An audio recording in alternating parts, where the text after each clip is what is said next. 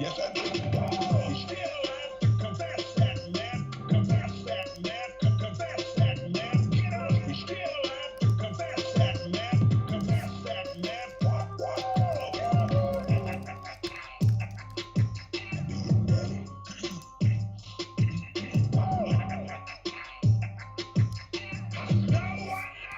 There is so much power in me. You still have to confess that, man. Confess that, man. Confess that, man. Get up. You still have to confess that, man. Confess that, man.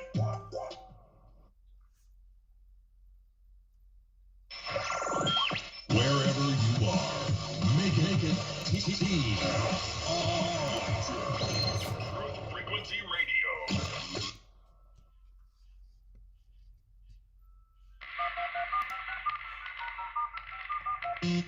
This is not a valid menu option. Condition orange. Situation delta in effect. Please enter your agent number now, followed by the hash key. We have to create culture. Don't watch TV. Don't read magazines. Don't even listen to NPR. Time comes when silence is betrayal. More for themselves and less for everybody else. But I'll tell you what they don't want.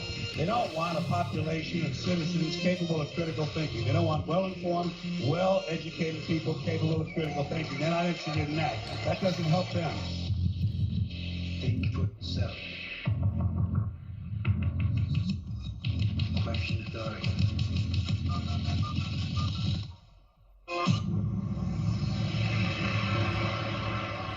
This code has been compromised.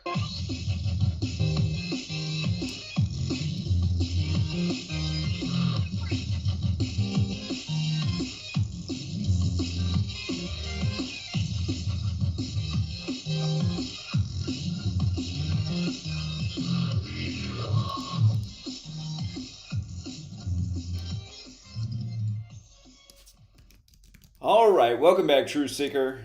It is May 10th, 2023. Big things happening in the world, big distractions, big things people aren't noticing, big distractions, big sports games people are. Again, my mission for the last decade has been to get people to think about what's really going on in this world. Is there an Illuminati? Is there an agenda? Are we being led astray? Are we being led down a dangerous path? Are we on the right path for humanity? And for all of my adult life, when I really thought about that last question, we definitely haven't been on the right path for humanity. And it seems like we've been steered in a very bad direction by people who have a lot of influence in media and government and what's in the mind's eye of the masses. Again, September 11th, the national emergency on 911. Never sat right. Something that put us on a worse path. Anyhow, let's talk about what happened on Saturday, May 6th, the day of King Charles' coronation, the day of the Kentucky Derby on 5-6, where Todd Pletcher, the trainer, was the favorite with horses in post 5 and 6. LeBron James beat Steph Curry that day. They call him King James. He became 5 and 6 at home in the playoffs versus Steph Curry. LeBron connected to the Cavs ownership, the Gilbert family. Nick Gilbert drops dead that day. In Gematria, Nick Gilbert equals 56, like all the 5-6s on that day. Miami Heat 56 won LeBron's team that day. His old team, I should say, his former team. Kentucky Derby in Gematria 56, Royal Family 56, King James Bible 56. Go check the box scores for this series with the Warriors and Cavs. Warriors and Lakers. That's the old Curry LeBron script. Warriors Cavs, but Warriors Lakers, the new Steph versus LeBron script. Go check how many times LeBron scored the 56 points in the game in this series that's been all about 5-6. Former NBA player, now NBA executive Lance Blanks dropped dead at age 56. All within the same time frame. All of these things at the same time, all with this same number. 56. Again, this past Saturday was May 6th. it was King Charles' coronation, the first king since Elizabeth's father, who died at age 56. And then in Gematria, to go with the extra 56, is again royal families 56. What should be on the list on the screen is coronation. Coronation's also 56. Again, King James Bible 56, this NBA series with LeBron and Steph. It began on May 2nd, which is the anniversary of the publishing date of the King James Bible. May 2nd, 1611, the day the King James Bible was published. This series with LeBron and Steph Curry, where they call LeBron King James, it began that day. And like we were talking about last week, this whole thing with Jamie Foxx, who began on TV as Jamie King, which sounds like King James. Again, this big mystery going on behind the scenes. All this speculation, all these headlines. Latest headline, Jamie Foxx's family prepared for the worst. Again, last week we talked about where he fit in with 56. But since then, Lance Blanks is dead. Nick Gilbert's dead. Nick Gilbert, 56, dead. Here's the thing, you guys. I'm talking about all these 56s, but again, the numbers of the language. He died at age 26. Lance Blanks, who died, was the 26th pick of the draft. He died exactly 26 weeks after his NBA debut anniversary. And on that day, LeBron James was winning the 26th game for the Lakers over the Warriors in the playoffs. And then next thing you knew, the Warriors were 2-6 versus the Lakers for the year, and just on and on and on. Reminds you of Kobe, right? Bryant, 26, dead on the 26th, buried in Corona Del Mar.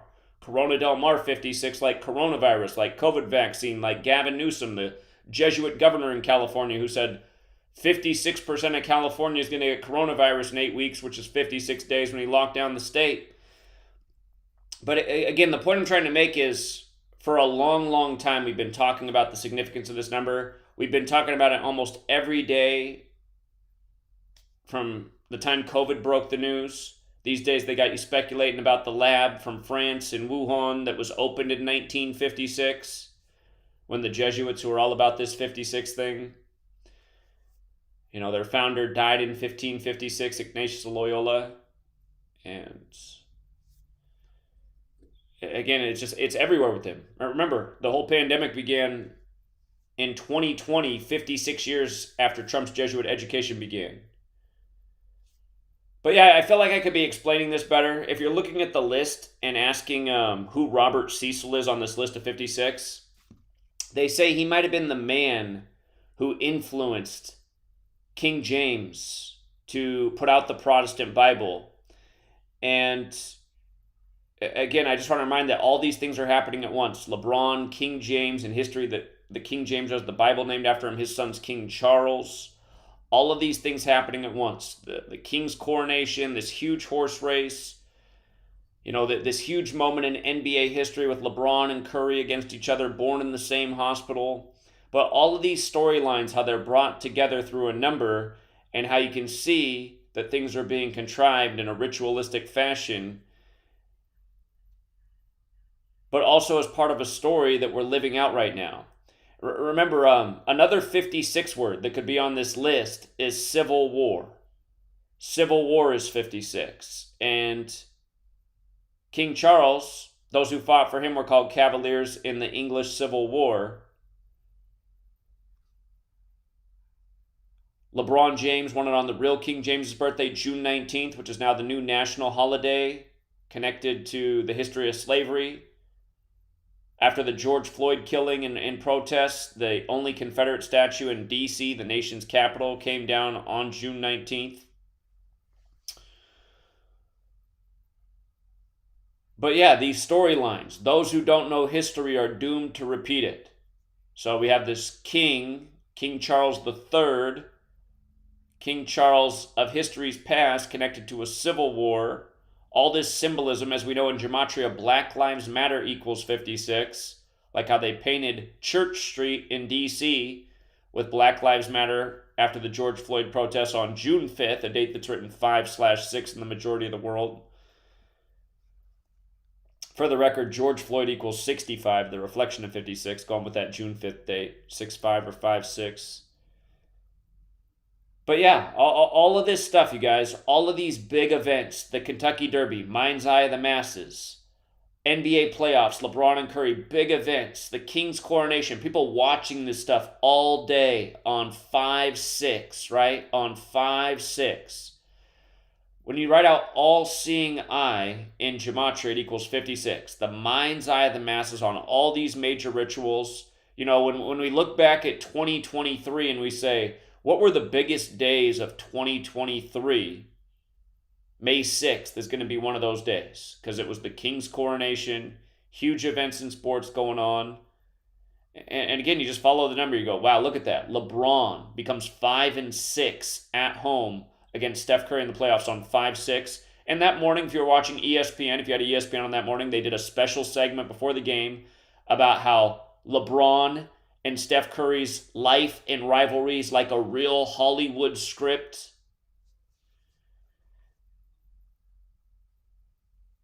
Again, the ritual sacrifices. Don't forget, Church of Satan has Gematria 56, like Society of Jesus, founded in San Francisco. The Warriors are playing now. And it reminds of LeBron and Obama laughing on the show The Barbershop about selling their souls to the devil. And again, just these two deaths. Lance Blanks at 56. Nick Gilbert with the 56 name.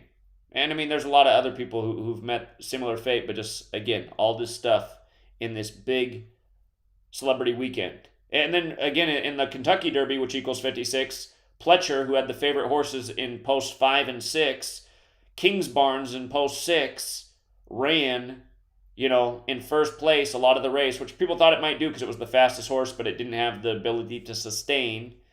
You had Mage of Venezuela win the 149th Kentucky Derby when you just had the Louisville mass shootings 149 days after the Venezuelan Superior General's birthday. Mage, 4 letters. The jockey ran 4 horses in the day after 4 horses dead, which was the headline in the days leading up to the race. And then after the race, they said 7 horses were dead. It went from 4 to 7, while the Superior General's 74 years old. But yeah, this Robert Cecil, important name in history, and connected to the King James Bible.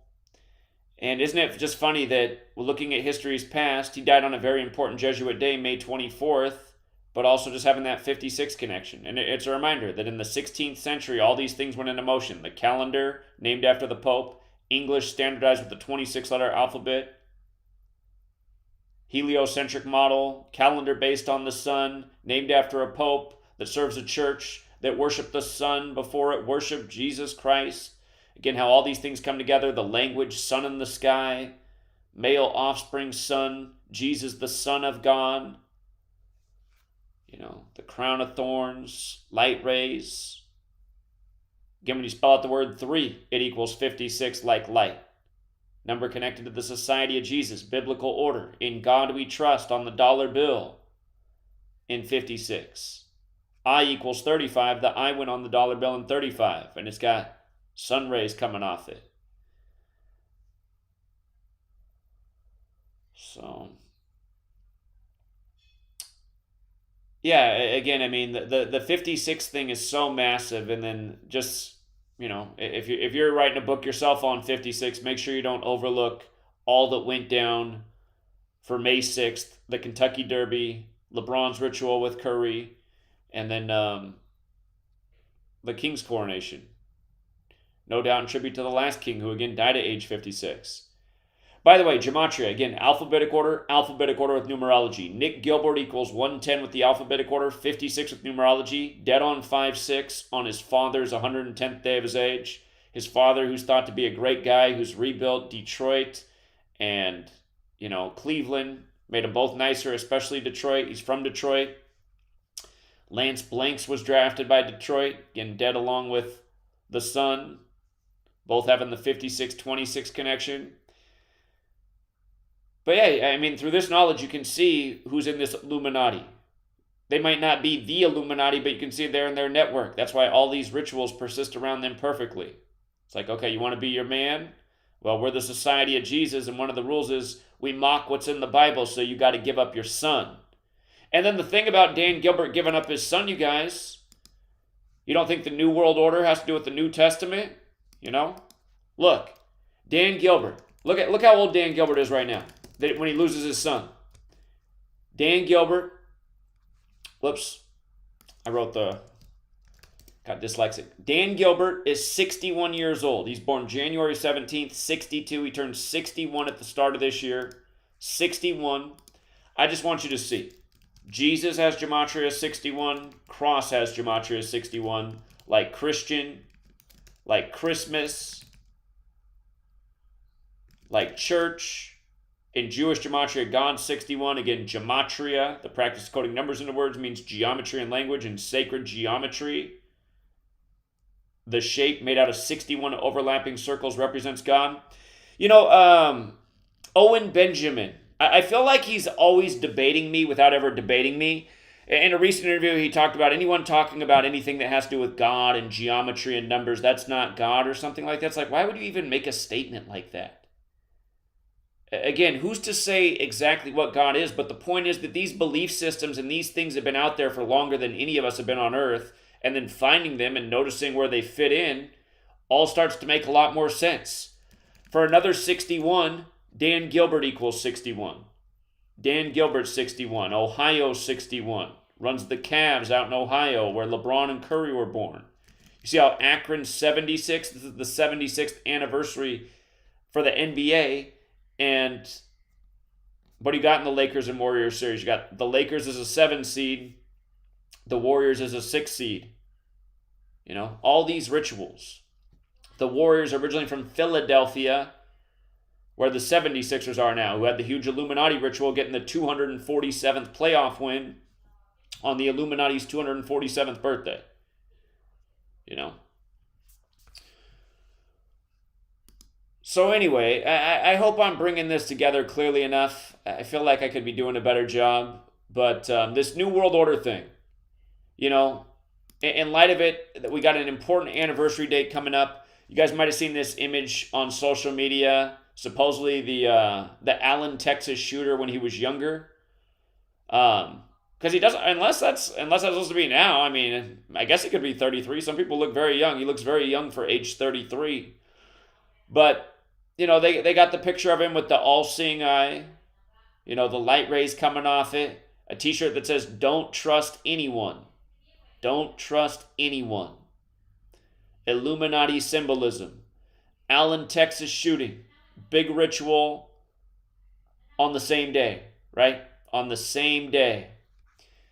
In case you missed it, date of Allen, Texas shooting.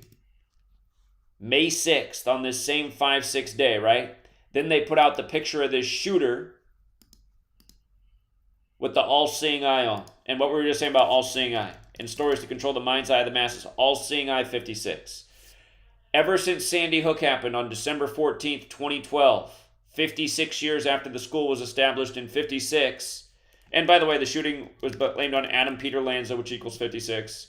They said he weighed 112 pounds, like Sandy Hook's 112. God, the Jesuits operate in 112 countries. But again, you know, ever since Sandy Hook, non-stop shootings, non-stop pressure to undermine the Second and First Amendment because people have been censored to death online for questioning Sandy Hook. People have been losing their Second Amendment rights more and more as they whittle away at it in all the ways possible, from legislation to making things super expensive. And again, I mean, the same code present in all of it. Allen had all the shooting numbers that we typically talk about. It was synced up with, if you guys missed it, if you missed it, let's just break it down to one cipher. If you missed it, while they were talking about the Allen, Texas shooting, James Harden, who made his NBA name in Texas, in Houston, Texas, James Harden 44, like shooting 44, like gunfire 44, like mass shooter 44. If you missed it, James Harden was dropping the 44th points of the game and then winning in overtime, which equals 44. This Sunday on May 7th, while they were talking about the Allen shooting, but also how James Harden was the hero for the victim at the Michigan State shooting on the 44th day of the year. Michigan State did well in the tournament this year. Big basketball history. Connections to Magic Johnson. You know, Think about those horses that were seemingly all synced up. The horses, the top three were mage, kind of like magic. Mage is a wizard, does magic. Two Phils, Philadelphia in sports championships, trying to go to their fourth within a year's time. The first time since 1980, it would be that Philadelphia did that, sending 4 different teams to 4 championships. They've been to the Super Bowl, the World Series, and the Major League Soccer Championship. Now they're trying to go to the NBA Finals in the 76th anniversary season. But James Harden, now in Philly, has this huge 44 ritual. Even goes 4 for 4 at the free throw line in the game. Again, paying tribute to the shooting victim from the 44th day of the year, while they talk about another shooting in Texas.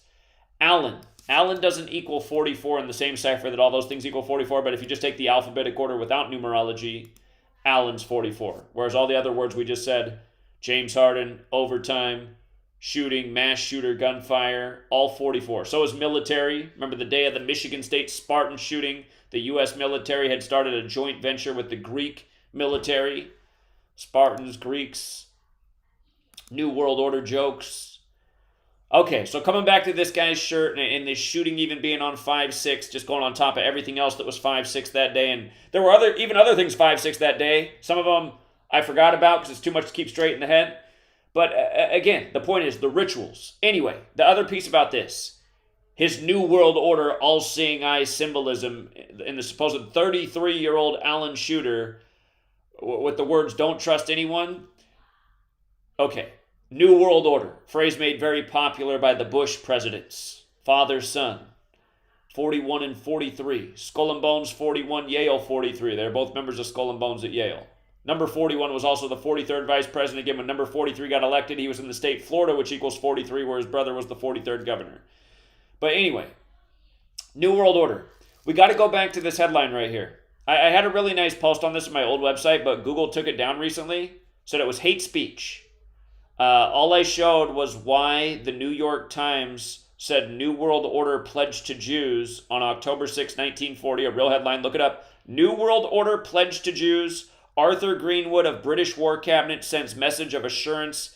Here, righting of wrongs seen. English rabbi delivers to Dr. S.S. Wise. New statement on question after war. All that in one headline. October 6, 1940. My old video was about how the Catholic Church, and the Jesuits who are connected to the New York Times made this pledge. And look at the Gematria connection. Hold on. Let me pull up the base ciphers here real quick. Again, base ciphers, alphabetic order, forwards and backwards with numerology. Notice how Catholic Church and Gematria is 75. So is New World Order, 75. And the word order alone is 75. Last year, on the Pope's birthday, when I say last year, actually, let's go back to December 17th, 2021, last NBA season, the December of that season. It was the 75th anniversary NBA season, and on the Pope's birthday, the Warriors beat the Celtics in Boston, making Boston 7-5 at home for the season. Later that year, the Warriors would become 7-5, winning the finals over Boston, in Boston, getting their 75th all-time road playoff win, again in the 75th anniversary season. And again, it was all foretold on the Pope's birthday when they played earlier in the regular season. The Warriors even became 10-3 on the road in that game. And then they won the decisive game that won the finals, making them 7-5 with the 75th road win with 103 points, like 10-3. And again, first Jesuit Pope, Jesuits 103. But Israel, in light of the New World Order being pledged to Jews on October 6, 1940, 10 plus 6 plus 19 plus 40, that was a date with 75 numerology as well. Israel is about to turn 75 years old right now. 75 years old right now. May 14th. So by right now, I actually mean in 4 days. In 4 days, Israel will turn 75. Mark Zuckerberg, who has the same birthday, except for he was born in 84 instead of 48, he's going to turn 39, which is interesting because computer equals 39. It's also a number connected to Judaism in the Bible because there's 39 books in the Protestant Testament. And again, just as a reminder about the Catholic Church Catholic has the Gematria of 145 and 46, 46 books in the Catholic Old Testament. The Jewish section, 145 more chapters. The Jewish nation created 14/5 in the ongoing New World Order ritual, which has Rome at the center of it, the Roman Catholic Church. You know, very powerful network that once governed over Europe, that was governing over Europe at the time this country was being founded. You know, I don't think it was done with the governing business just when we got founded. I think it had interest in coming over here and also infiltrating and taking over. Again, if you missed it, today, George Santos. Today is the Pope's 145th day of his age. George Santos equals 145. Remember, he's Catholic, but he claimed to be Jewish. He was like Revelation 3. He was like the letter to the Church of Philadelphia about the synagogue of Satan. Again, George Santos has another name if you look it up. His other name equals 223, like Philadelphia, like the synagogue of Satan. 223, like this year, 2023. Two Phils just doing big in the Derby. 76ers having Illuminati rituals trying to get back in the finals. Anyway, all of this stuff, this is what, when people say, what is the Illuminati? This is what the Illuminati is. The thing controlling the mind's eye of the masses. They have the technology that makes it possible. They have the money which makes it possible. Controlling people with money, with technology, with his story, with raising us from a young age in their system. Their government system, their religion system, their education system. Have you ever noticed that school equals Jesuit order? So anyway,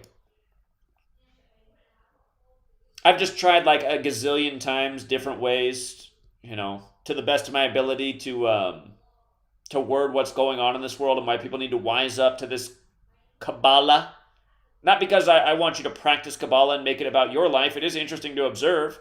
But just to be aware of it and see if, does it make sense that the term the cabal means of Kabbalah, and then this practice of Kabbalah seems to be what the cabal uses every day? I mean, it's almost like we were told our whole lives and we just never connected the dots. Again, the cabal, the secret political faction. Kabbalah. We'll be right back, everybody. Sit tight.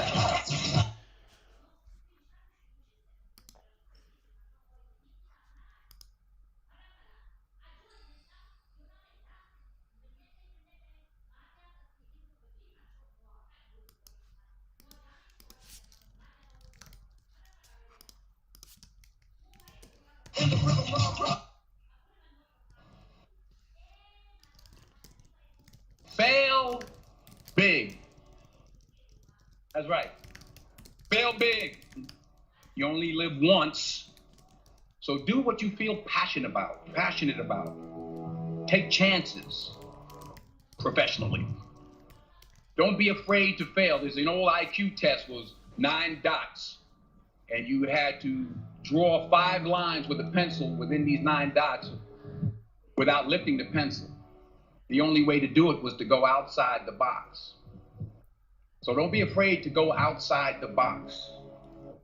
Don't be afraid to think outside the box. Don't be afraid to fail big, to dream big.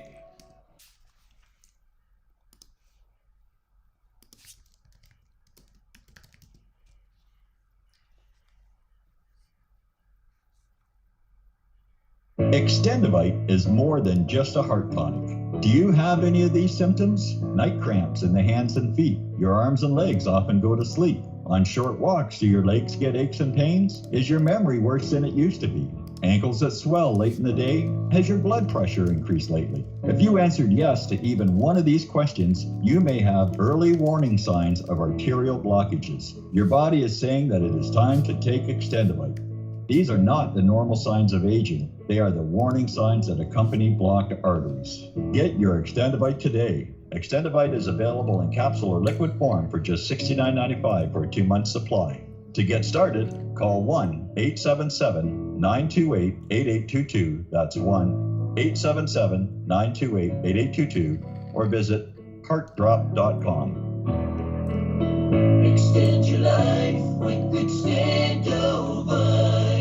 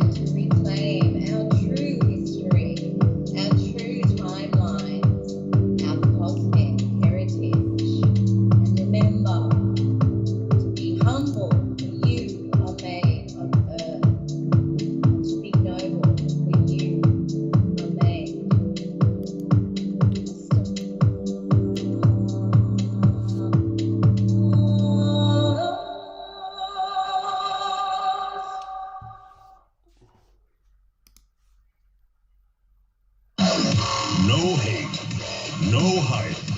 No fear. We are TFR. Your protection from deception.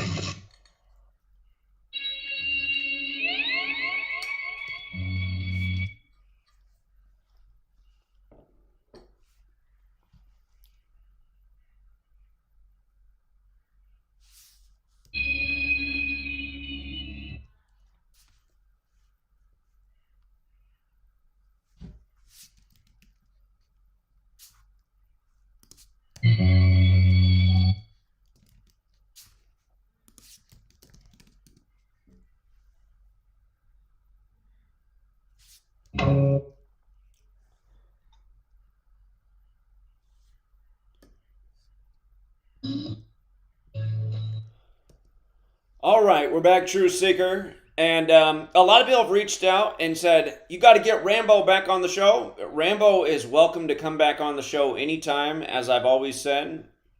And if Rambo doesn't want to come back on the show, he also doesn't have to come back on. But again, the good news is Rambo has a YouTube channel that's doing very well, The Truth Codes. And he's doing great work on that channel, so still follow Rambo. And in a way, I mean, his presentations that he does on his channel, you get a nice visual, some nice music. So, you know, go sub Rambo's channel and leave him a comment and say, come back on TFR and share over there too. Because yeah, I think you know, it's good to get exposure in all places you can. But at the same time, if Rambo doesn't want to come back on, the nice thing is it allows more callers to get in each week. And we're always looking forward to new callers.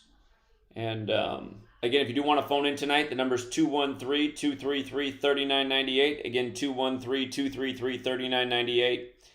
Thank you to the Super Chatters. I do appreciate the generosity. I will read all Super Chats at the end of the show, but thank you very much, Kristen. And also thank you very much... There it is. Get him. Thank you, get him. But yeah, I'll read Super Chats at the end of the show. It is a good way. If you want to make sure you got, I see something, again, even the very minimalist Super Chat you can do, it might be 99 cents. Maybe you can do less. But at the end, when I go through and check that, if there's something you really want to make sure I see, that is one way to get it done. And also thank you to the people on CashApp as well. Two people donated $2 each. I appreciate that. Nicole and Rashonda, thank you very much for your generosity. But yeah, for the rest of the way, we're going to be taking calls, and I think I pretty much got all the main points I wanted to make out there. I really do wish somehow all the English-speaking people would be aware of this knowledge and just understand the redundant patterns. I mean, it's just like, how many more times can they do the same thing to us with the same symbols? Anyhow, let's get back out to the call board, and... first in line is George. George likes baseball. He's the leadoff batter tonight. What's up, George? Okay.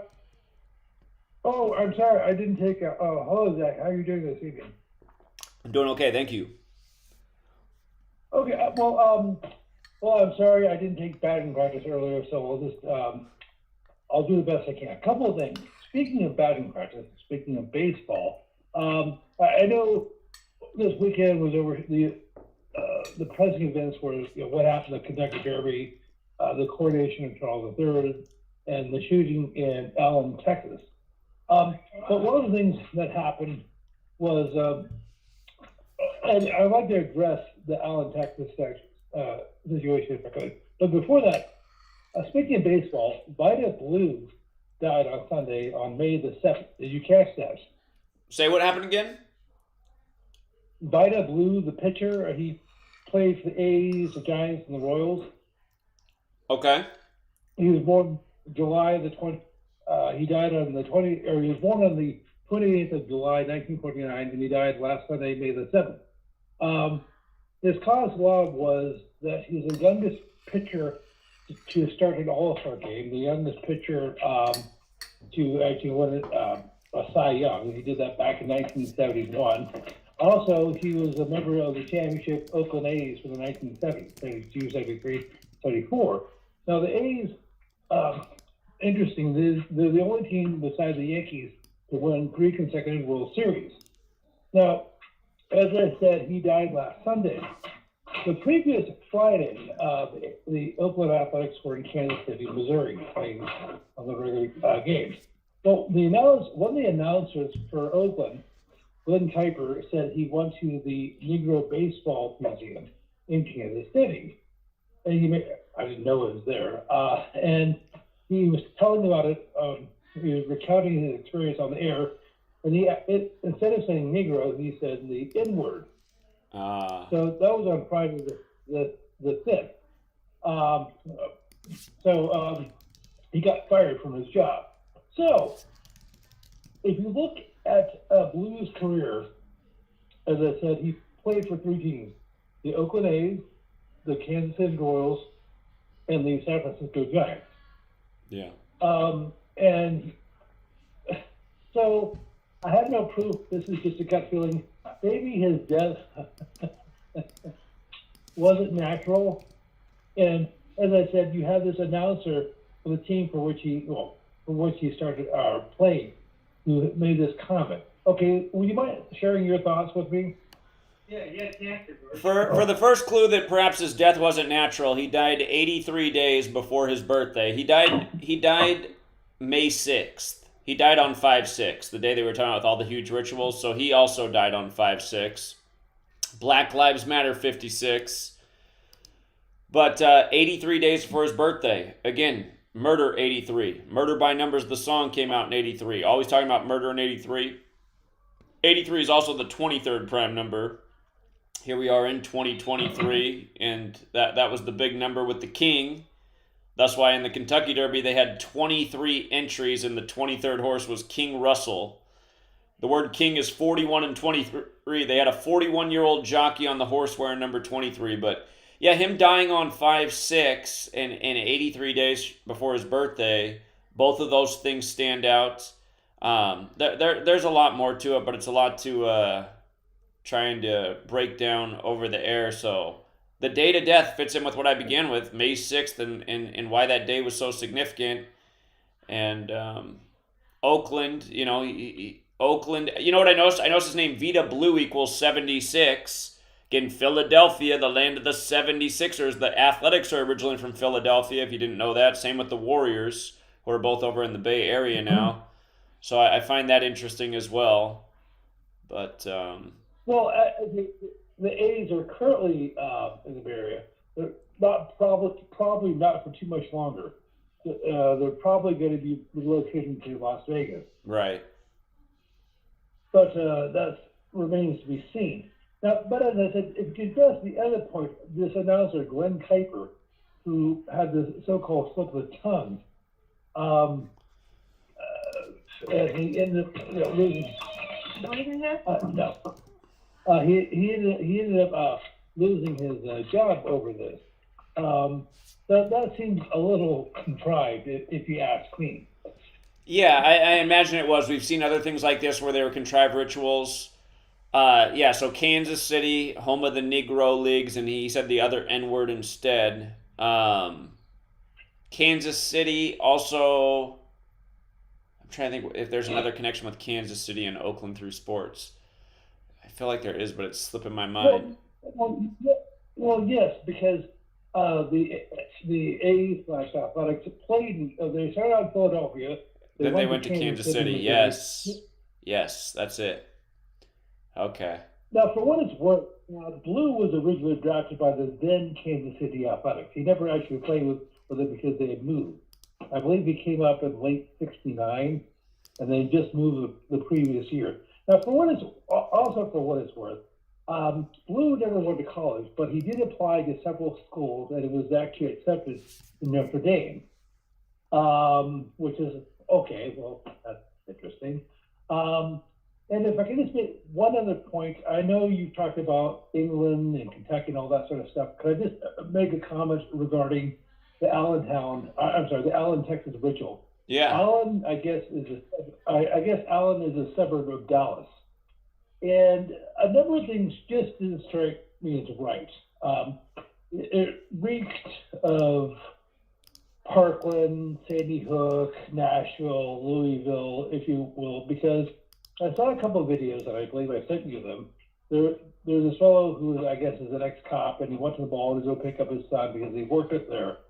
And he said he administered CPR on three victims unsuccessfully, and they died, and he covered them with a white sheet. Now, as I said, he said he's a former cop, not a current one. And generally speaking, most people don't, unless they're on the way to a Klan rally or it's laundry day, most people don't carry white sheets with them. Right. That struck me as a little odd, to say the least. Then, I guess, now I don't follow hockey, but I guess Dallas has a team called, the Stars? And their coach, Peter DeBoer, came out, and he didn't say, oh, no, we need more gun control or anything like that. But he did say, this is going on, this keeps happening, Nashville, Louisville, now here. Now, for what is, now, as it just so, the coach, his name is George Peter DeBoer. He's Canadian. I guess he was a former hockey player. And even though he's a hockey player, he has a law degree, and he got it from University of Detroit Mercy. Now, he has at least two sons, one of whom, Jack, goes to Niagara University, which is a Catholic school in New York, I guess outside in Buffalo. And his other son, Matt, goes to Holy Cross. So I realize, these things are probably just coincidences because I don't believe in conspiracy theories. So the whole thing about Allen, Texas seems, well, a little not organic. I'll just put it that way. Indeed. Something else that does stand out about the day the news broke, the A's broadcaster story, AP first broke it on May 5th, 5/5. The announcer's name, Glenn Kuiper, again in what we call the most pure cipher, the alphabetic order of numerology, his name 55. So what a headline for 5/5. Glenn Kuiper's racist remark. I'll have to look into it more. There's probably more to the story, but that's how they do it. So, okay, I realize you have other callers, but just as I'm wrapping up, I know it was a couple years ago you made reference to a British TV show from 1968 with Donald Pleasance and I forgot the other actor. It was called The Newsmenders. And I actually heard about it from another source. So, but I heard about, I actually watched it 2 or 3 years ago. Well, gee, how much of that is based in reality? I mean, they're probably plotting these stories years ahead of time. But that even before I found out about that Newsbenders clip, I was starting to think that they must be doing something like that, the way they have all the stories planned out and ready for each day. So, again, for people who can't comprehend how they could script the news, I mean, just think a little bit harder. Look at all the TV shows on every single day all over the world. That's a lot of scripting. That's a lot of writers. So. Yes, well, well, as I said, you have other callers, so we'll have a good evening, guys. All right. Well, appreciate it, George. Thank you. Wait. All right. Take care. All right. Let's go out to Texas, 469. 469. Hello. Okay. I'm going to take it. They're just listening. Let's go out to New York City, 347. Hey, what's up, Zach? How you doing? I really don't got too much tonight. The only thing I wanted to ask you about, what you think about this Title 42 ending tomorrow with all these migrants coming to New York City? It's going to end on May 11th, huh? That's interesting. In Jewish gematria, Saturn is 511, and then with the English method, Saturn's also 42. Saturn's keeper of time, connected to judgment, justice, some kind of... I got to go back.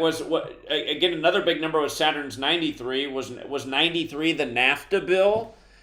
Because back then they were warning that if we passed NAFTA, it would destroy all the farmers down south, and there were politicians like Byron Dorgan who said if we pass NAFTA, they're all going to be fleeing across the border for looking for jobs up here.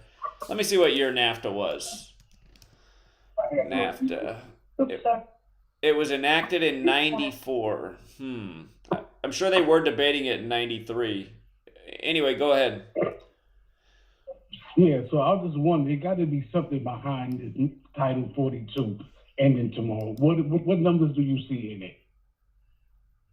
Well, I was just talking about Saturn in time, so Mexico equals 93 as well, having that Saturn connection.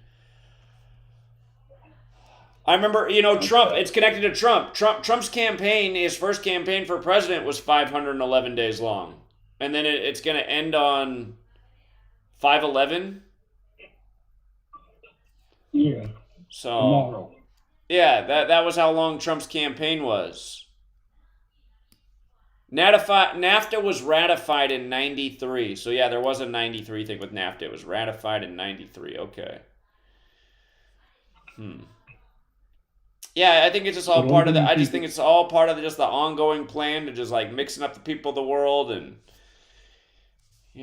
just one ritual after the next. Keep everybody fighting. People who are so worried about the border. I mean, for some people, that's all they're worried about. They're not paying attention to anything else. Just like what's going on at the border. Some people are paying attention to digital currency, surveillance state. But I mean, really, it's all these things. So.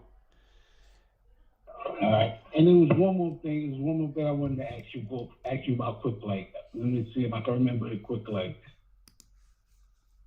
Oh yeah, the debt stealing thing. What's the deal with that? By the numbers, if they're going to default on the debt by June 1st, 6-1. Well, remember we talked about that on January 20th because that was the day that Janet Yellen came out on the old 201 date and said that it could be cataclysmic in June if we don't have an agreement and bump up the debt ceiling. So that countdown for June we've been aware of since January 20th, the day she said that. She didn't say she didn't specify what day in June, so we were speculating. We were like, does that mean the first day of June? Could it be June 13th, the day leaving 201 days left in the year, in light of her doing this on the 201st day of the nation's age? But I'm thinking they're going to default on purpose. I'm thinking that because they want to create chaos, so I think they're going to default on purpose. What you think? Well, if they do that, they will definitely create chaos. And then they'll also create a dynamic where a lot of people are probably going to think like, voting is a waste of my time. These people are terrible. So I don't know. It'll provoke something serious in the nation if the politicians allow that to happen. Essentially, anyone who gets money through federal government, like if their job's dependent on federal grants, I mean they're going to be out of a job pretty much. So. Somebody might not be able to pay the military or all the government workers and contractors and all that stuff, and Social Security and all that stuff might not get paid. Right. That's what he was talking about. So yeah, it's. I mean, we'll see what they do. It's just, yeah, we'll find out. Just more chaos. That's all it is, right? More distractions, right? Well, I mean, it's just like the planned takedown of society, and we're just seeing how they play games with us. Again, for people who forgot, we covered this the other week, when Kevin McCarthy and them passed the thing for the debt ceiling, it was exactly 90 days after his birthday, and debt ceiling equals 90. It's just, that's how you can see that we're being played with, like a mouse in a maze. When Kevin McCarthy got all the claim for passing this debt ceiling bill, which both parties can't agree on, it was 90 days after his birthday, again going with the Gematria debt ceiling. So. All right, Zach. That was it. I really didn't have too much tonight. I just wanted to ask you about those two things. That's it. All right, appreciate it, man. Thank you. Okay. Take care. But yeah, it's just that's why it's so annoying, and it's just like, okay, so literally like now it's a suspense story if our politicians can agree on raising the debt ceiling, which will keep, the country from falling apart. It like I said earlier, I mean, they obviously need to do something drastic about the way we waste money on all this bloated spending while getting further and further in debt, and more foreign interest taking over the nation through the debt. Obviously that needs to be done, but it doesn't seem like the plan needs to be, well, if we can't get if you don't know what they're doing, essentially they're saying, if you won't agree to our negotiations, we won't sign off on this debt ceiling. So by you not complying with us, you're putting the whole nation at risk. But really, it's like, okay, can't they sign off on the thing and then immediately go to work at reducing the debt without putting, the entire nation in jeopardy of,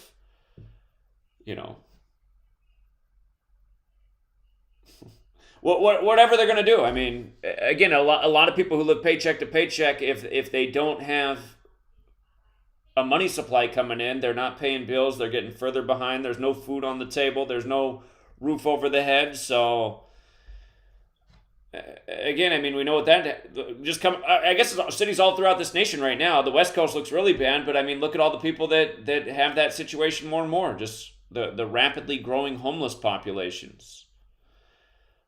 So many red flags in America, and nobody's really stopped at all to ask how this all happened so fast, and why is this being done, and what happened to the roaring 90s, and what happened to, decades ago when one parent could work and afford to take care of the family. A parent could be home to be with the children. One parent could work, take care of the family, save money for retirement, have money for the kids' college tuition. I mean, this used to be how America was. And now it's, a very difficult grind for two parents.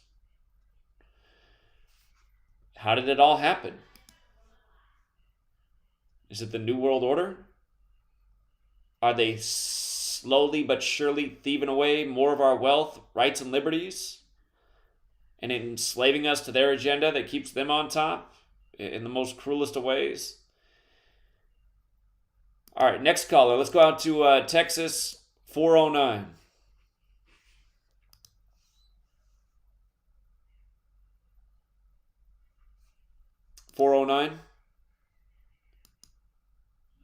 All right, Texas calling in, but just listening in. All right, I know this Texas caller will pick up. What's up, 512?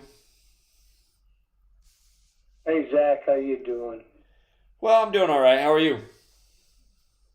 Oh, it's just watching, by design, incrementalism destroy this country. And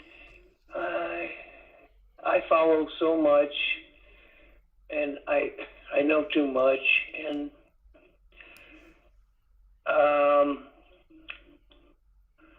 yeah, you're great at what you do. I called Jonesy, left a message for him, and I said, if you can't get Zach on fucking Joe Rogan, tell Joe Rogan he ain't got no balls at all, and my first son can kick his ass. And I put money on my first son to kick his ass. I appreciate that. Champion, 13 years undefeated, up in the Midwest, many trophies, never lost, never got knocked out, and he was very well known back in the day. He's like in his mid-40s right now. Bad son of a bitch. Joe Rogan, if he can't get you on, he's a pussy, ballless piece of shit. What about Alex? He should have us on too. Alex ain't gonna. He ain't gonna get you on. He's a pussy. Well, he's all that. Yeah, he's all. No, I laid into him. I called him. It's funny because there's a message line, and every time I call, they give you 60 seconds. Well, they give me fucking an hour if I want it. And I know he hears me because I know he uses some of my lines.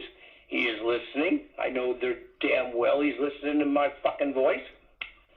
Because I'm not going to call the show and talk to him, Oh, it's too hard to get. I don't want to do that. I'd rather him. Oh, that's Gordy. Oh, yeah. Yeah, sure. Okay, I'll listen. What do you got? So, I bitched him out recently, saying, I'm sick and tired of you saying we're winning. What are we winning? We're getting our asses kicked, you stupid fuck. What are you going delusional? Right. And that was about a month ago, and I haven't heard him say it since. That we're winning. So I know he listens to me. Well, that's good. You know, I know he listens to me. There's no doubt. But yeah, you need to be heard. You need to be on Joe Rogan's show. And I don't know. I don't listen to Joe Rogan. I listen to Alex play some of Joe Rogan's shit. And all your people, everyone listening, man. If you want to expand this Gematria and get Zach where he needs to be on Joe Rogan. I got Jones on fucking Coast to Coast years ago when George Norrie just took it over, and I was hoping that Turk would take it over, and I'm Armenian, and I got nothing against that Turk. And so, and I got through the first week, and I was telling him, yeah, we got this guy down here in Austin named Alex Jones, and he's waking people up to reality. It was right after he did his first documentary. And I had the radio far enough away and quiet enough to where it didn't interfere with the call. And he didn't push the button in time, and I got InfoWars out there. And Alex admitted after that, he said his population went through the roof after I got InfoWars out there, and he couldn't shut me off, because back then you had to ask for permission. You know, this is years ago. Right. We got a commercial break. Permission. The commercial come up on us. Hold on, we'll be right back. I'll get you after the break.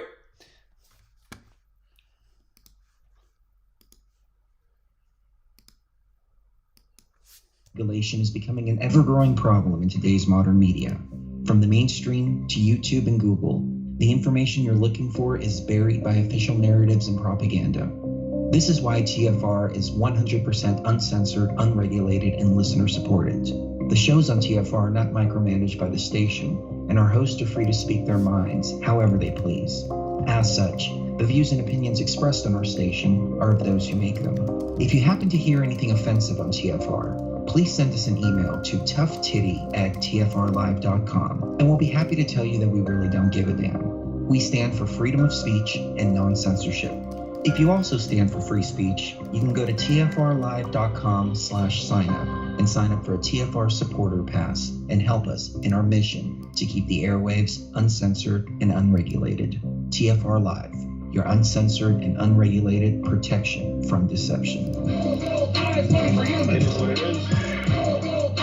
Really, you're stupid. I sure wish you'd wake up. The globalists have a plan. They just make jokes and go, oh, Joe Rogan took horse paste. Want to see my ivermectin? This is ivermectin for humans. See this stuff? You see this, Bill Gates? I'm gonna kill the fries, you bastard murderers. You think I'm easy to kill? You hit my bioweapon, you monster. No, Bill, prize money for humans. You want to suppress me? You want to kill me, you son of a bitch? You goddamn demon. You make the shot. They don't oppose the beast. They don't oppose the monster. They get on their knees to it and then say, I'll help you get those others to eat me last. No, prize money for humans. I got COVID. No, prize. And they just go, really, Alex? No, prize money for humans. It is what it is. No, prize. Really, you're stupid. I shuffle fix a chick that the rest of the day you better stay pretty close by the bathroom.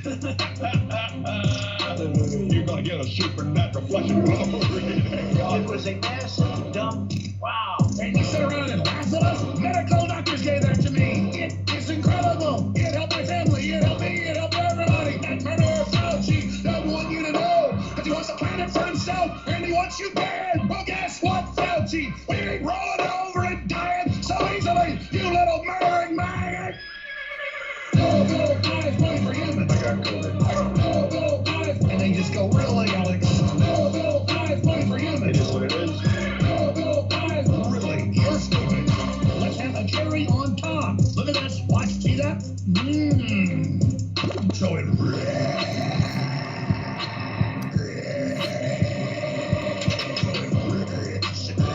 I thought the ivermectin. Oh no, Fauci's right.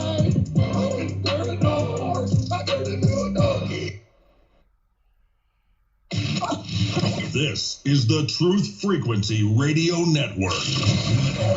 TFR. Truth Frequency Radio.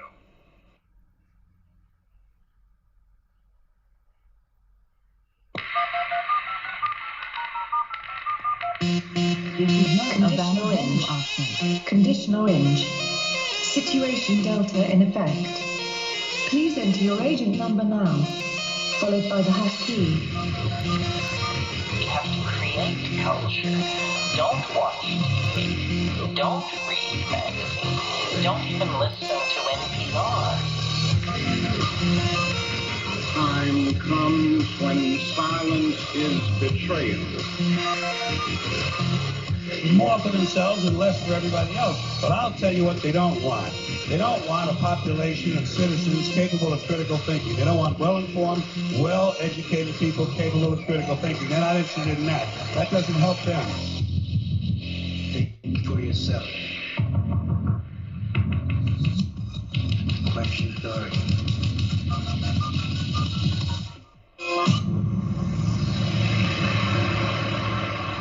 This code has been compromised.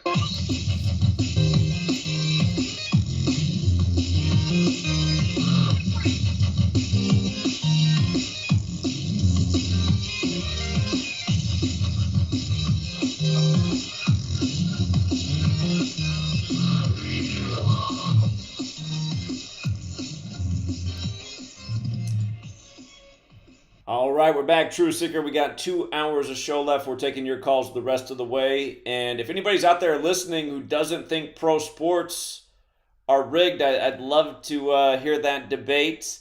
Again, LeBron and Curry, born in the same hospital, meeting all these times in the NBA playoffs, finals.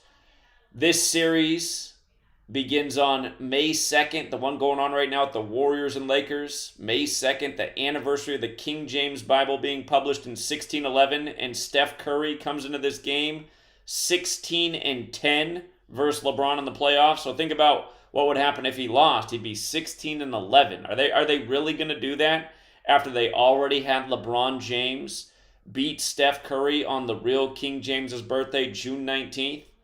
Again, so many people pouring in all this money to watch these games, pouring in all this energy, attention, so much anxiety, stress, frustration, all these emotions. Sometimes joy, euphoria with these sports fans when their teams win, especially on a last-second buzzer beater, like James Harden for the Michigan State fans. But, I mean, just think about that. Another blatant... What are even the odds that Curry can fall to 16-11 versus LeBron in the finals or in the playoffs in their careers in light of this series beginning on the anniversary of the publishing date, which is 16/11? It's like, what are the odds that cartoon came out on Comedy Central of Kobe Bryant dying in a car crash or a helicopter crash in 2016 on the date 16/11, the 16th day of the 11th month, which was just days before he put out his Kobe Bryant After Death shoe? I mean, what are the odds of these things? Kobe from Philadelphia, name mentioned in Revelation. LeBron passes Kobe in points guard in Kobe's hometown Philly on the court with the Black Snakes, then the Black Mamba. Kobe's dead the next day while traveling from Catholic Mass. Again, all these rituals, the whole world stage sync with the Pope. New World Order equals Catholic Church. Days from Israel's 75th birthday. Israel established in the big you know what I mean? Okay, well, we'll see what happens soon enough. Israel's going to turn 75 in just days.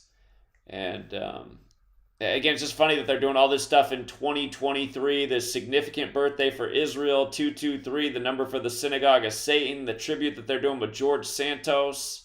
George Santos, 145, like Israel's birthday, 14/5. Again, what are they trying to tell us through all these jokes and riddles they lay down? Okay, let's go back out to Texas, get his final thoughts, and then we'll take some more calls. There's actually not a long line of people on hold. There's only 4 people after the Texas caller who got cut off by the break. So if you want to call in, it's that number on the screen. And any more thoughts tonight, Texas? Well, yeah, they do what they do because they think they own us. Do they think, or do they actually own us? I have to look believe they own a lot of people, the ones that are. They do. Brainwashed. They do own those people, exactly. They own those people. That's what I realized my whole life. It's like they own those people. Like they're the best slaves. That's why whenever I'm questioning the authority, I always have these people who love the TV and their government talking all this crazy shit to me, and all I'm doing is pointing out things that seem pretty obvious that we should also be asking about our supposed authority figures. But yeah, they own these people. They own these people. That's why these people all have the same programmed bullshit responses, and they love all the bullshit, and they go along with all the bullshit, and they're dragging us all to bullshit hell. But they're owned. And you're one of the very rare ones that was gifted to have a mind wise enough that saw through the lies. Yeah. And you could feel it growing up, like I did. So they could never fool me. They have. I mean, Trump fooled me. Now I'm finding shit out about DeSantis, and I'm not liking him. Jesus Christ. I mean, Kennedy. I like what Kennedy says, but he's hard. His voice is a little messed up, but I love what he's saying. But it doesn't matter. It's all, this country's been taken over for so long, and we're just witnessing the demise of America by design, planned many years ago, incrementally, slowly. They've done what they've gotten away with, and I used to believe that if enough people woke up, we could beat them, and then I realized right before COVID scam-demic that we ain't got no chance. We're screwed unless we go close down the United Nations for a start. Get rid of those scumbags. Truly. For people who forget, just to show you the Jesuits run the show, from the Jesuit start of their Ignatian year to the day they unveiled that beast statue at the United Nations was the 174th day of the United Nations age. The phrase number of the beast equals 174. Again, another familiar pair. I think that's how much every member of Congress is getting paid right now, by the way. I think their salary is $174,000 a year. But wait another year, it'll be up another 30 grand, whatever. But yeah, this is all just a sick joke, and we're the brunt of it. Well, you're right. The salary will go up. I mean, the next pay raise might be up to $201,000 a year. But I say it is worth acknowledging that they just did the 174 ritual at the United Nations, and Congress salary happens to be $174,000 right now. It makes me think that we're at this. What's that? Your numbers, man, that shit freaks me out. It's like it all connects, like some kind of sick demonic matrix. Well, that's exactly what I'm saying. I feel like we're in a crucial moment right now. Again, number of the beast connected to the whole jab, the simulation 666 days before the pandemic, things you can't really talk about on the tube anymore, but it just makes me think it's not by accident. It's like we're in the moment where all of this is happening. So it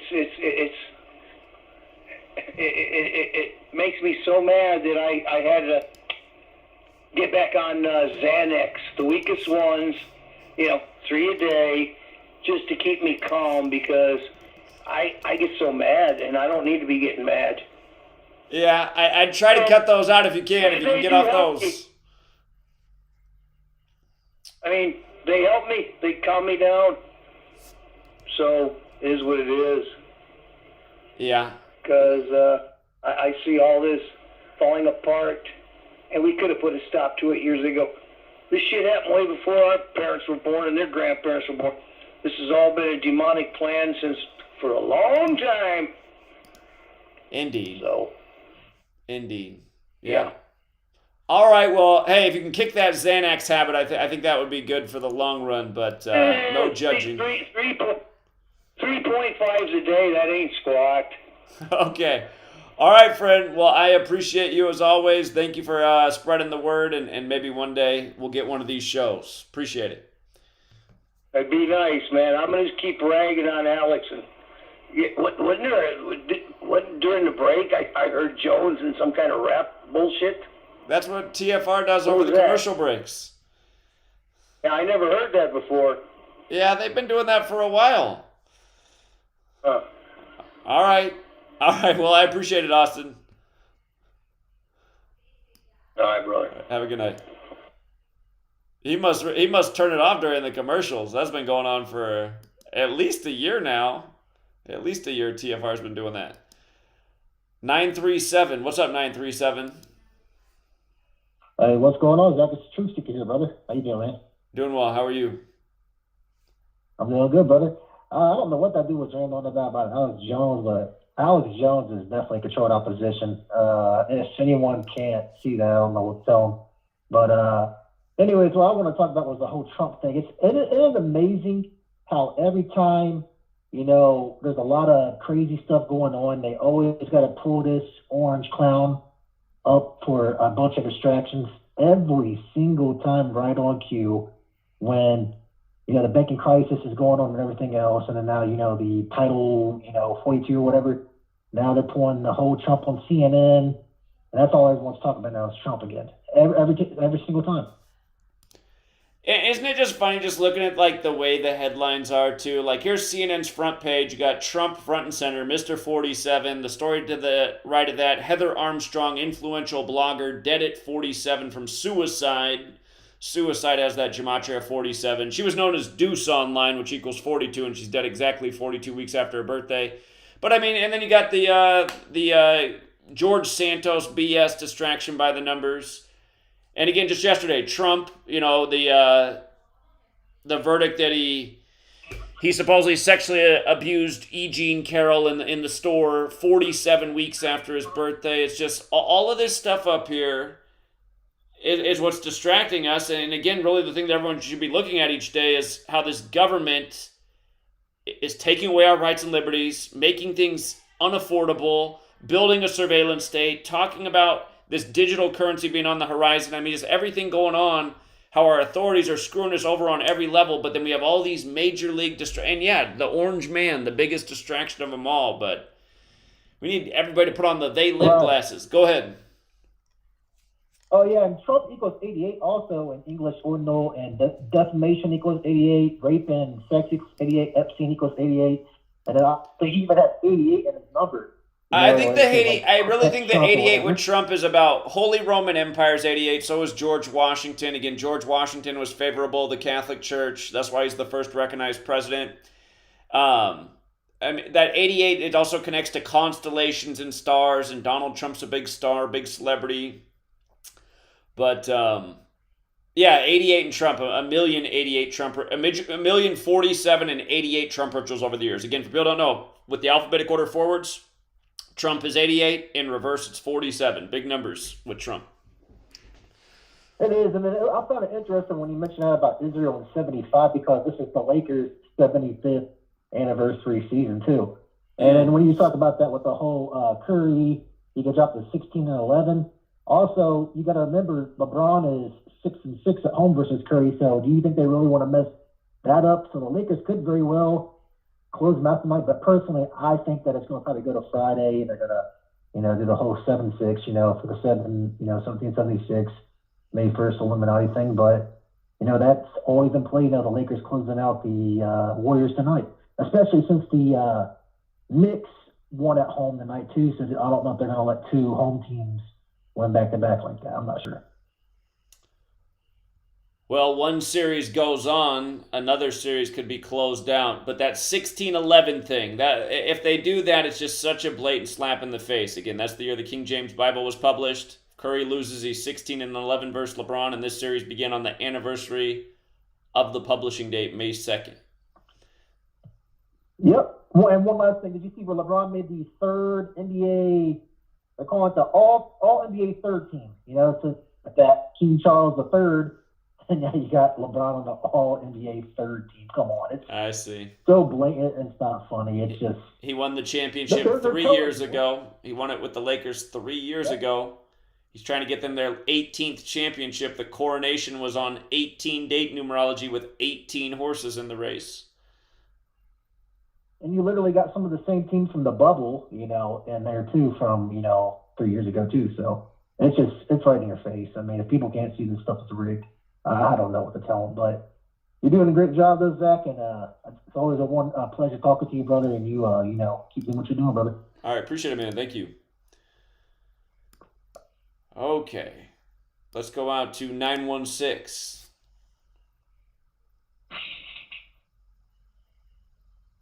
Hey, Zach. Yeah, what's up? Hey, how you doing, man? Doing all right.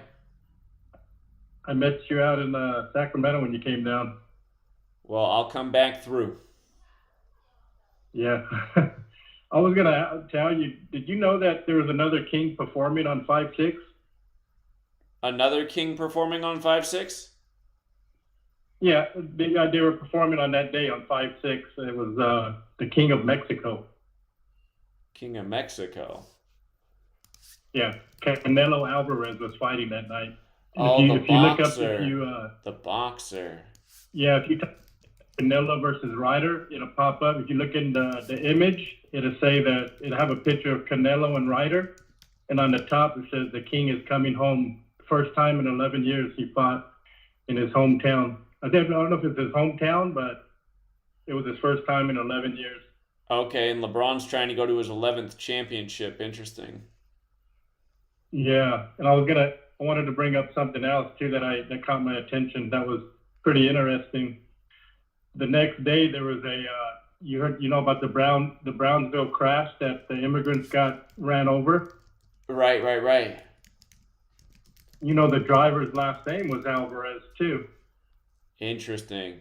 You know what I see that also stands out about that? Canelo Alvarez got his 59th career win that day. The Lakers had 59 points at halftime. And that day, LeBron's son signed with USC in Los Angeles, and they rated him at $5.9 million. So I find that interesting that that 59's across the board, and that number has different meanings. But did he beat a black boxer? Was the fight was the fellow boxer black? No, his name's John Ryder. I don't know where he's from. I didn't see that part, but all right, I gotta check out the other boxer. Yeah, just for whatever reason, Ryder's definitely not black. For whatever reason, on my Google search for that fight that day, it has an image of him facing a different boxer. But okay, I see he got his 59th win. So, interesting. Yeah, and that fight was also 73 days before his July 18th birthday, and he turns 33 years old. We know Mexico equals 33, and the 73 is a sacrifice number. Right. So just connecting. Yeah. And I type it Canelo versus Alvarez, and that equals 73. Yeah, go figure. The one thing I'm the one that made the Kobe cards for you out in Sacramento, those business cards. Oh, you did? No, you didn't make it down to LA, but you made it out to Sacramento. Yeah, that's okay. You didn't make it down to LA. Your business cards were awesome. Thank you. Yeah, I want to make it to Kobe Day though. I want to see if I can go down there for sure. Okay. That'd be awesome. Well, I like Sacramento a lot. I'm going to come back through Sacramento. I was telling Sweet Lady when I got back that we should move to Sacramento. I could be there bugging Gavin Newsom every day. So. Oh, man, I told my son, I go, hey, Zach's thinking about moving to Sacramento. He was like, really? I'm like, yeah, that'd be awesome. Yeah, no, I like it in Sacramento. It's nice there. So it's... Yeah, the weather's nice, man. Yeah, good spot. I was going to bring up something else, too, with the 11s, because I remember when you were in LA, you were like, I don't know if you were holding the phone, the camera, but you had mentioned the number 11 on I think it was the parking garage. All right. You remember? and then that night, I think they were playing Memphis, and the score ended up being, I think, 101 to 111 or something. Okay. Yeah, funny. So I was thinking about all the 30. I always say the 38 special because LeBron passed Kareem with the 38,000 points at age 38. All the 38s with that, and I was just going 3 plus 8 is 11. Right. That's why I'm kind of thinking that he is going to go for sure. Then Finals. If he wins, he'll be 5 and 6. Finals equals 38 as well. So. Yeah. Yeah. Yeah. It definitely all stands out. Yeah, but that's all I had, man. Just wanted to bring that stuff up. All right. Well, thanks again for coming out to Sacramento. Yeah. Yeah, looking forward to.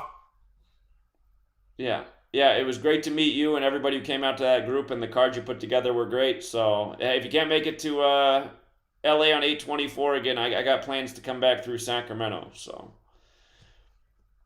Ooh, that'll work. All right. Appreciate it, Zach. Yeah. Thank You you. have a good night. You too. All right. Very cool. Yeah, father-son team that came out. 267. What's up, Zach? Hey, man. You watching all the 76ers games? Well, that's one of my reasons for calling. I'm not watching those bastards do nothing. Okay. But I did see some of the highlights. No, I'm sorry. I saw some of the game the other night. And it's just, okay. It don't seem like Boston is playing any defense. Even they said on ESPN earlier today, they said, Maxey was just getting easy layups, and it was just like, okay, what the fuck is going on with Philly sports? You had the Phillies go to the World Series. You had the Eagles go to the Super Bowl. They're celebrating here like the Sixers are going to go to the finals, and he didn't even get to the Western Conference Finals yet. I'm sorry, Eastern Conference Finals yet. I mean, what the hell is going on with Philly right now? So remember, Philly, the last time they went to 4 championships in one sports year was 1980. And that year, the Lakers and 76ers played each other, and the Lakers won, and Magic Johnson was MVP. And we talked about Magic Johnson's father's recent death. He died on March 8th, another 3-8, right after LeBron had the big 38 ritual. Magic Johnson's father died 38 weeks after his own birthday. His birthday was June 14th, which is the flag's birthday in Philadelphia. He also died 267 days after his birthday. Of course, that's a Philadelphia area code, 267. And the 76ers, when they stole Game 1 in Boston, they got the 247th playoff win in their franchise history on the Illuminati's 247th birthday. If they do end up beating Boston, Boston's going to get their 247th loss all time against the 76ers after the series began on the Illuminati's 247th birthday. But they're the 76ers. The Illuminati was founded in 1776. And again, just Illuminati, Jesuits, history. So might want to go back and look more at the year 1980. Maybe there's some other parallels to 1980, since that was the year it happened. But, yeah, that's some of what I know. And what do you think? And, what was the connection of 247 again? The Illuminati turned 247 years old, Game 1 of the Philly-Boston series, and Philly won that game, getting their 247th playoff win. And if they beat Boston, Boston's going to get their 247th loss all time against Philadelphia if they lose the series.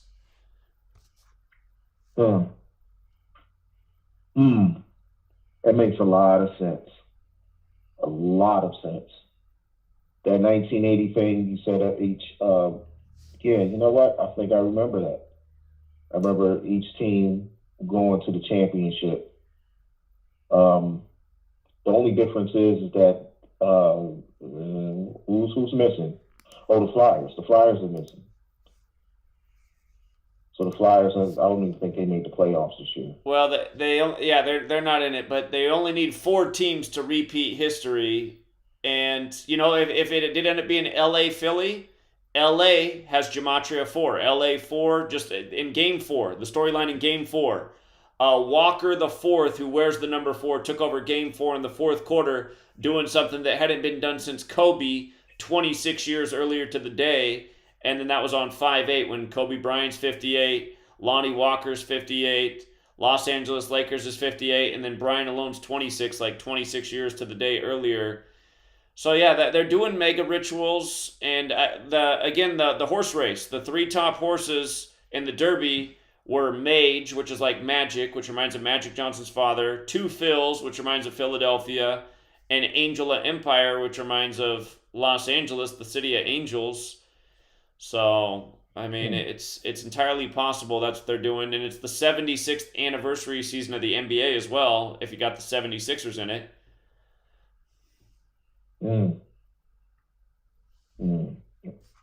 Okay.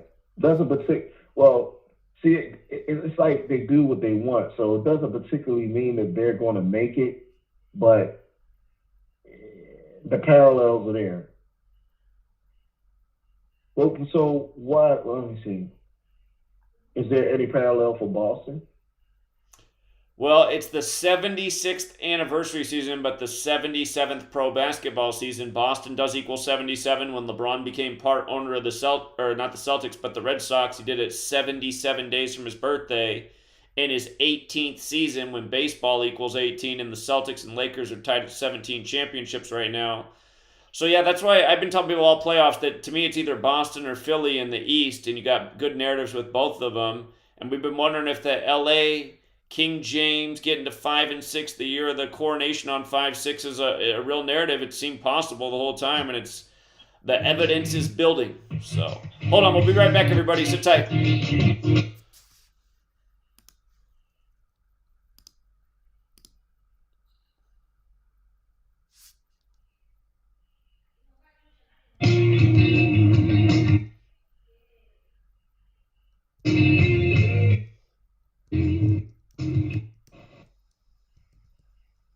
Don't wait until they tell you you are ready. Get in there. The world might say you are not allowed to yet. I waited a long time out in the world before I gave myself permission to fail. Please, don't even bother asking. Don't bother telling the world you are ready. Show it. Do it. Raise the rest of your life to meet you. Don't search for defining moments because they will never come. The moments that define you have already happened, and they will already happen again.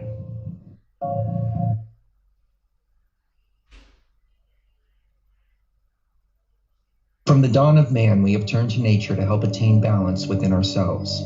But somewhere, we lost our way. Western culture is once again remembering the healing benefits of CBD, the non-psychoactive component of the hemp plant. That's why more and more people who use CBD report relief from inflammation and chronic pain, balanced blood sugar and cardiovascular system, relief from muscle tensions, tremors, migraines, headaches, anxiety, depression, and the list goes on. The big question is, where do you get it? iLife is a 99% pure CBD oil made with all organic ingredients, and it's available to TFR listeners worldwide. If you use coupon code TFR at checkout, you'll get $5 towards your order. Head on over to iLife.com now. That's AYA life.com. For 5,000 years, the world was ruled with wooden ships by one man. 242 years ago, a small group of free men crafted a new nation built on liberty and freedom. Global elites have been fighting to destroy this new nation called America ever since. Based on actual events, Charm of Favor tells a true story of how they corrupted the election system. They infiltrated federal agencies and murdered witnesses, judges, and even presidents to keep from being caught. Now, the largest and wealthiest crime syndicate the world has ever known has been drawn out of the shadows. They have killed hundreds of Americans and recently attempted to assassinate half our congressmen. Still, they escape arrest through an almost supernatural charm of favor. Read Charm of Favor and be prepared to open your eyes to what may lie just around the corner. Charm of Favor is available on Amazon and Barnes & Noble. You're listening to the Truth Frequency Radio Network. No hate, no hype, no fear.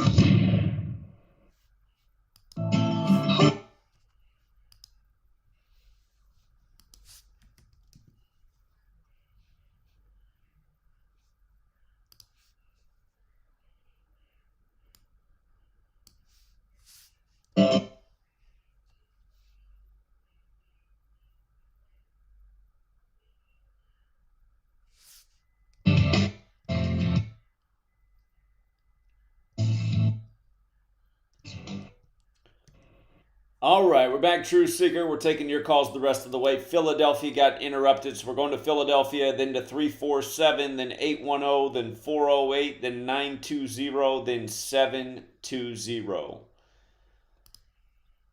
All right, 267, you're on.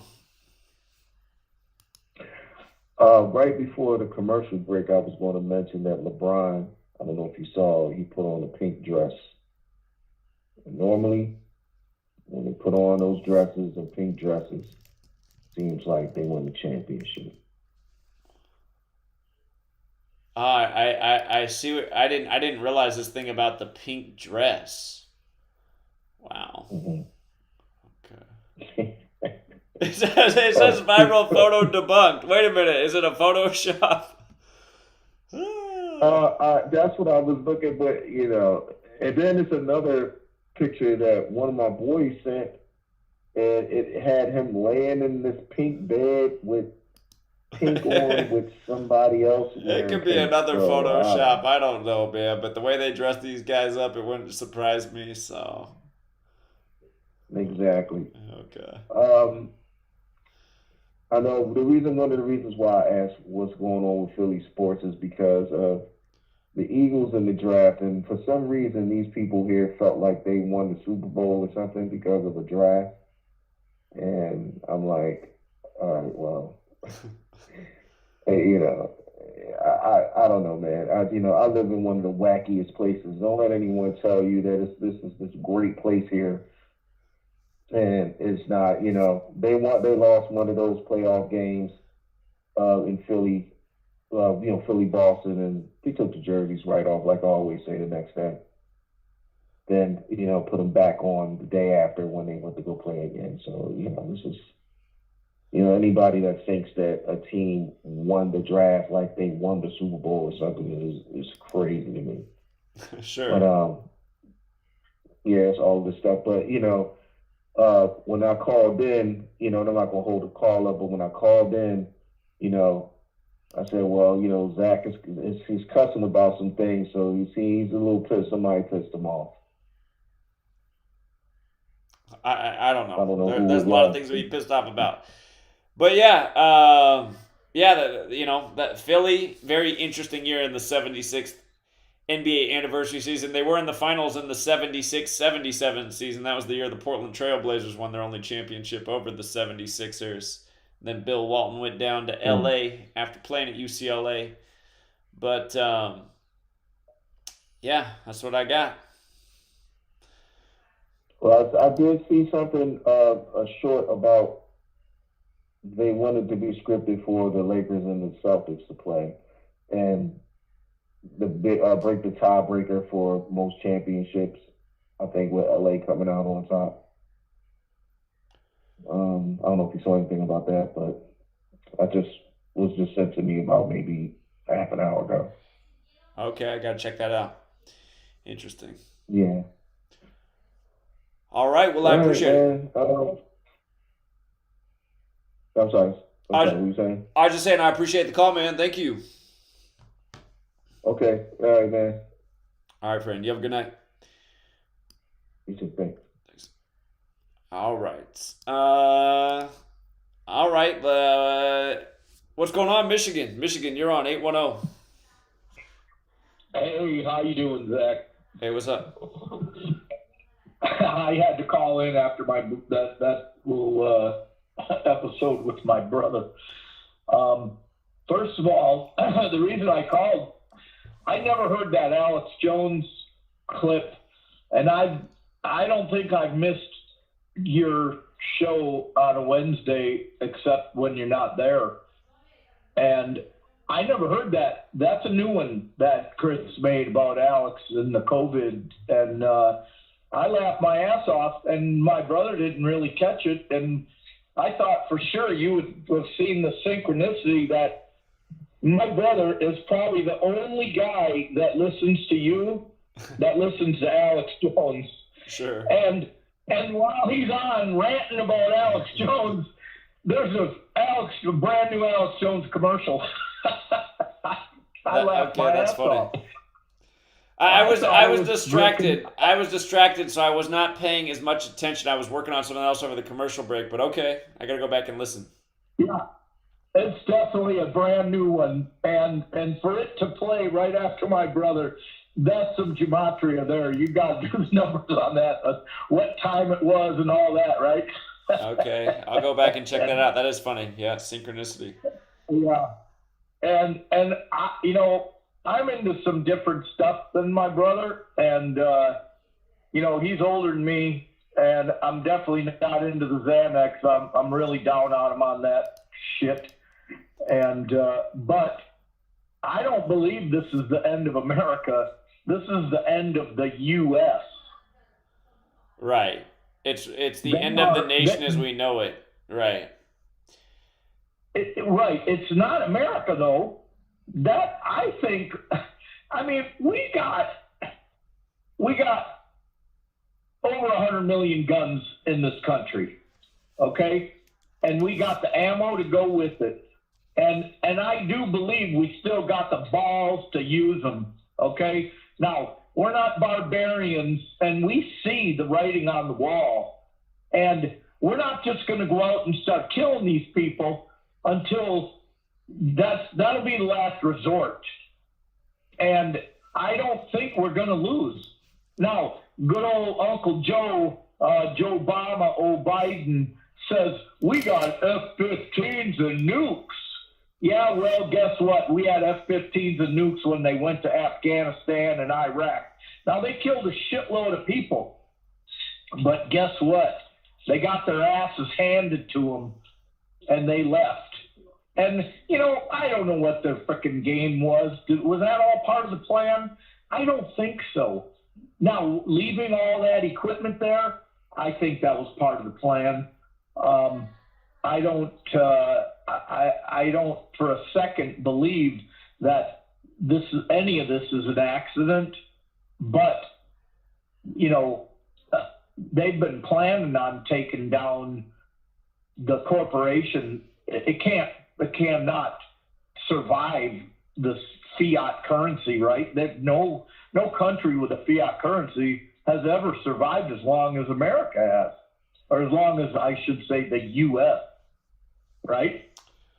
Indeed.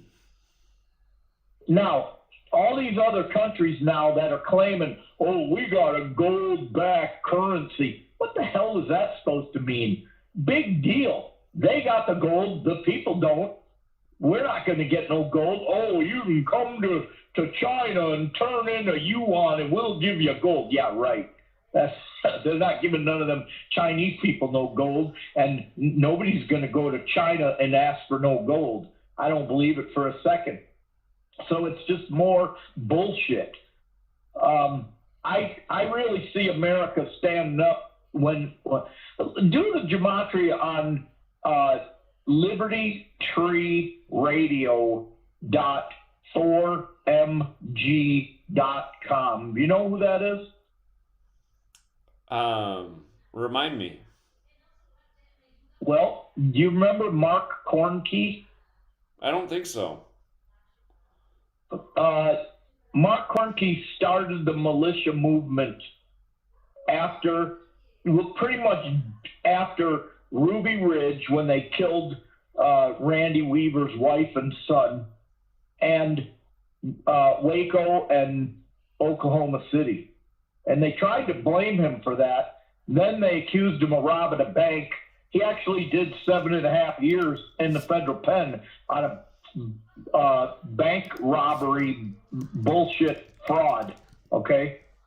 Mark's been on the radio for 30 years, and I didn't know him back then. I never knew. My brother told me he used to see him on Access TV in Austin, Texas, 30 years ago. I was just listening to Govern America Radio. You ever heard of governamerica.com? I don't think so. What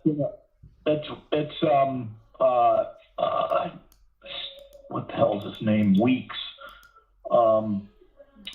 Anyway, he's from Michigan, and he's got this. He used to have a radio platform on RBN years ago, and he left and disgruntledly started his own platform. He plays every Sunday. He plays all day from like 4 a.m., 3 a.m. Sunday through midnight. Documentaries about fluoride in the water. I mean, you name it, 9/11, all the really great stuff, really incredible stuff. And I heard last Sunday, he was playing, I'm like, I recognize this voice. Who the hell is that? And he said, this guy is a military guy, and he's talking about the coming, shit that's coming down the pike. It was 30 years ago, from 1993. And when he said Blatzenstein, that's a Mark Kornkeism. And I'm like, oh my God, that's Mark 30 years ago. And he was talking about where we're at right now, and it was 30 years ago, and it was very impressive. And I listen to Mark pretty often, and I'm telling you, this guy, he has helicopters, planes. They don't have any tanks, I don't think, but he's been buying military surplus vehicles, gear, guns, ammo, food, medical supplies. He's got about 5 or 10 camps in Michigan where the militia, the militia at large, these guys train for what's coming. All right. And they ain't going to lose. And it's not just in Michigan. This militia is nationwide. And they are 1 million strong at minimum in every state. And these people are chomping at the bit. They're ready for whatever that catalyst is going to be. And they're going to start killing these sons of bitches. And we ain't going to lose. So I'll yield there. LibertyTreeRadio.4mg.com. Check it out. Let me know what you think. Okay. All right. Appreciate it. Thank you. All right. Thank you. Yeah. Have a good night. All right. You too. Bye. 1 million in every state. I don't know about 1 million in every state. Washington State. I don't think in Washington State. Things aren't looking too good out here in Washington. Everyone has their slave muzzle on. Let's go out to 408. What's up, 408? Hey, Zach. So just a couple of things. First, I heard at the beginning of the show, you and George were talking about the incident of that Oakland A's announcer accidentally saying the wrong word. Well, also over the weekend, a former African-American Oakland A passed away. That was Vida Blue. And he died at the age of 73, and it was 83 days before his birthday. And his name equals 73 and 83, and of course murder equals 83. And it was initially announced on Sunday, which was May 7th, and that had 35 date numerology, and he wore number 35. And then it was later that, I don't know if it was later that day or the next day, but then they changed his death date from 5/7 to 5/6, which is and the Oakland Athletics equals 56. Their 56th season in Oakland, and that's also 83 days before his birthday without the span. And then what was the other thing? Okay, and then there's the NHL draft lottery yesterday. Or actually, no, it was 2 days ago. But it says the Chicago Blackhawks will get the #1 overall pick, and the player that they're likely to draft #1, his name equals 59, and the Blackhawks had 59 points last year. So another obvious script right there. And also, those other people were talking about the Alex Jones commercial. I feel like that's been there for a while, like a year or two at least. Okay, that's what I thought too. I thought I'd heard that in the background, but okay.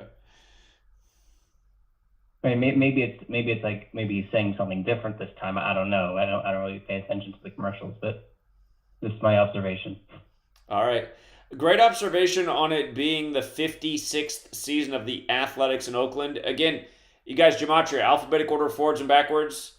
Athletics alone in reverse is 56. Forward, Oakland Athletics is 56. Has a double connection to that number.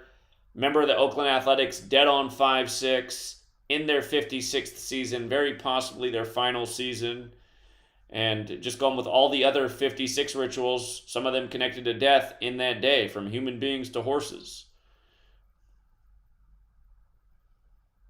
Right. Well, thank you for having me on, and I'll catch you later. All right. Thanks, Evan. Have a good one.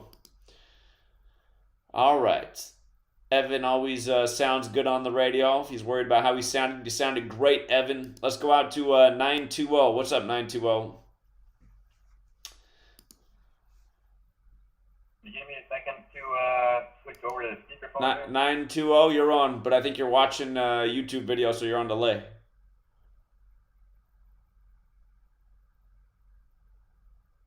Hello? Okay, we got the feedback, but then they disappeared. Let's go out to 347. 347. Hello? Hello? Hey, how you doing, Zach? I just wanted to call in and ask you a question about, have you ever heard of the Tishman building in NYC?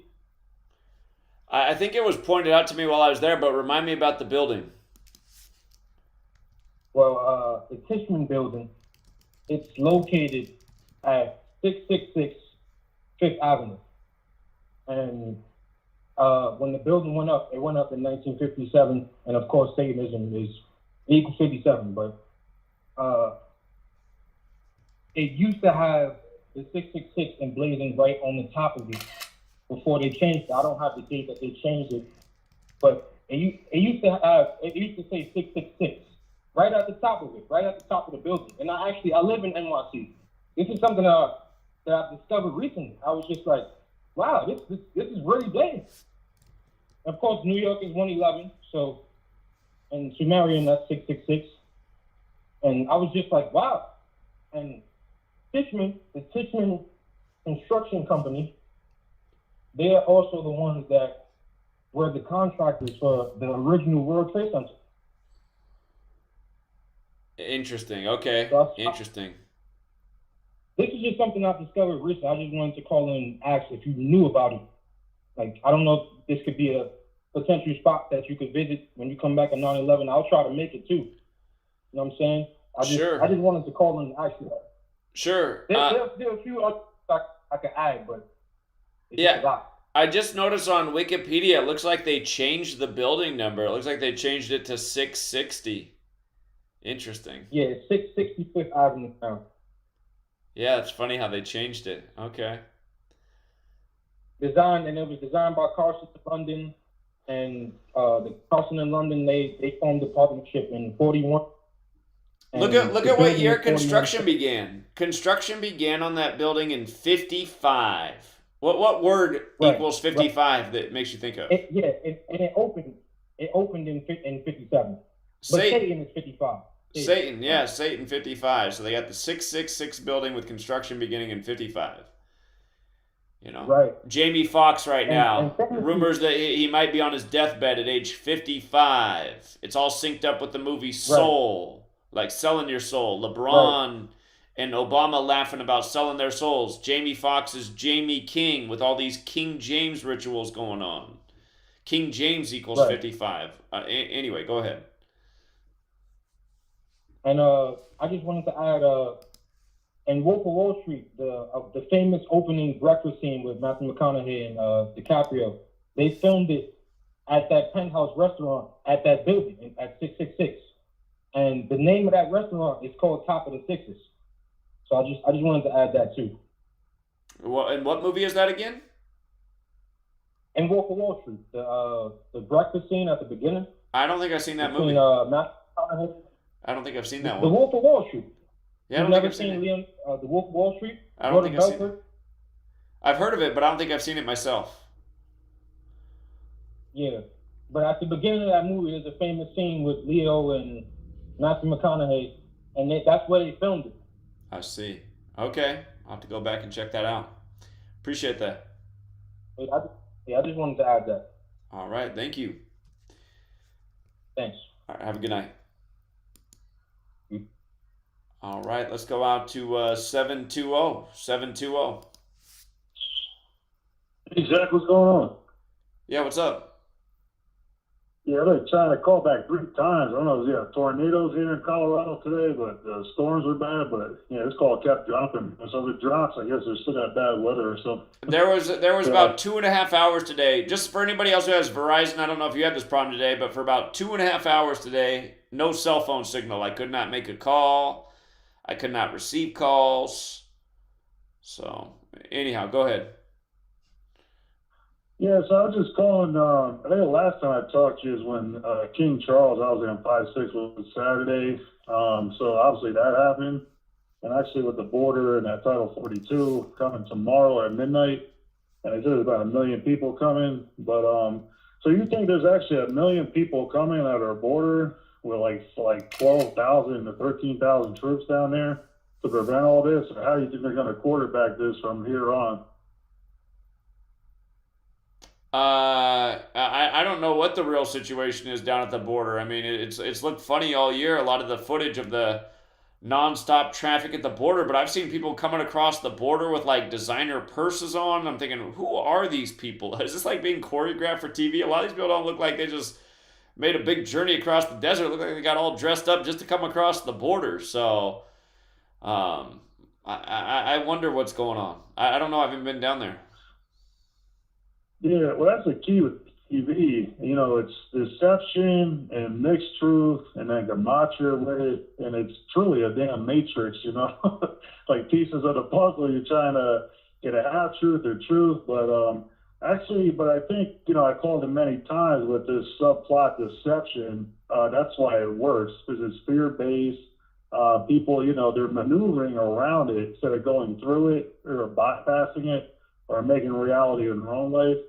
And, you know, just like, you know, you showed Trump earlier, now on CNN, I was like, come on, give me a joke. They got the media that paralyzed this guy now, their number one fan of this, but they know what they're doing, but it's all trickery, mockery, you know, deception. And remember I told you many times, the Hebrew, like I get the Pentecost coming May 25th. So he passed over Shani, and actually they did it on the 33rd day of the counting of the Omar, and it's called Laki Omar. So they're very deceptive along the Hebrew subplot, but the main plot, you know, we do is we go to the feast, we do the feast, but the subplot mocks it, but you can call it dark side, dark energy, whatever you want to call it. But it seems like that's exactly what they're doing, but they're patient what they're doing, they know what they're doing, but it's all built on deception. And that's why I think I called you so many times. You expose all these deceptions so many times. But that, like I said, everything that we follow and we see, but it's like if we get entrapped in it, you know, fear-based that it's meant to do. And like you said, even in sports, and it's true. You ever see people with all their energy, every football moment, every baseball swing, living out their fantasies or all this crap that's, you know, unreality in their own lives that people are really living. And that's the sad part, what I see that people do. You know, they're rocking their jerseys, they're cheering on, or they're going to theater, you know, who's my next puppet coming in. And it's so sad, though, is it is true that people have to come out of this deception and this focus and the energy they're putting into it. it's actually ruining your life and making it lifeless or lawless, right? And basically you're not living a reality of your life of your own. And that's the sad part, what I see. So in Hebrew, like I said, I get to the feast, we do the Shabbats, you know, we enjoy the family, the community, you know, make things real, you know, and that's the blessings we receive. But it's sad though, because with this mockery they do with a subplot, it's like everything but deception, murderers, liars, thieves, you know, all these people they expose, they're all part of it. But globally, you know, I think, you know, obviously if you read the Torah, everything's going to keep happening. More migration shifts going to happen all over this earth. And basically that's what you're seeing, these wars, these earthquakes, and shifts intensifying. Because eventually they're going to shift this next empire probably over to the Middle East. And this America empire has to fall for the next one to become. And that's what you read in the Bible. It's called beast or red dragon. All that means is different forms of governments and deceptive metamorph ways. And, you know, they're obviously the last one, they're going for this global government. So obviously in Hebrew, I'm just trying to get to the Abrahamic covenant back in the land in the Middle East. There's going to be 3 major wars, 1 major war here. But obviously everything you're exposing, but day by day, season by season, along in the Torah in a dark, deceptive way, you know, what you're exposing, that's their job. That's what they're doing. So, but like I said, keep doing what you're doing, brother, because you're knocking them out of the park and just, you know, showing how bad this deception really is. And obviously you came out of it. You're exposing the hell out of it. Many other people did. But you always be careful. Like when I see people keep talking about sports or Gematria sports, it's really irrelevant, Zach. At the end of the day, nothing really matters with that. You know what I mean? Who cares what baseball game, what football game, whatever. You know, but the main thing is how you live in your life and the reality of your own life. You know what I mean? So that's what I really came out of it. That's why I pay attention. I see what your work is doing. So, okay, that's what the subplot is doing now. Great. I go back trying to walk in the Torah. I think it's the reality of right here, you know? I care about more of my marriage or my family or my community or something real every week, you know what I mean? Indeed. Hey, we got a quick commercial break. We'll be right back.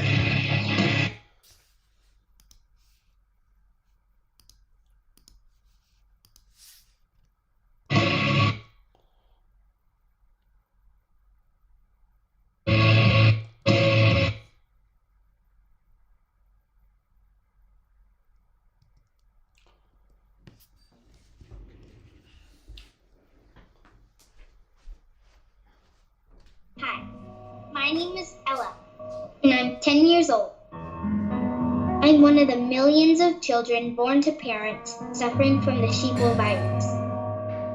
Symptoms include the inability to think for oneself, the attention span of a goldfish, and a strong belief in government and the mainstream media.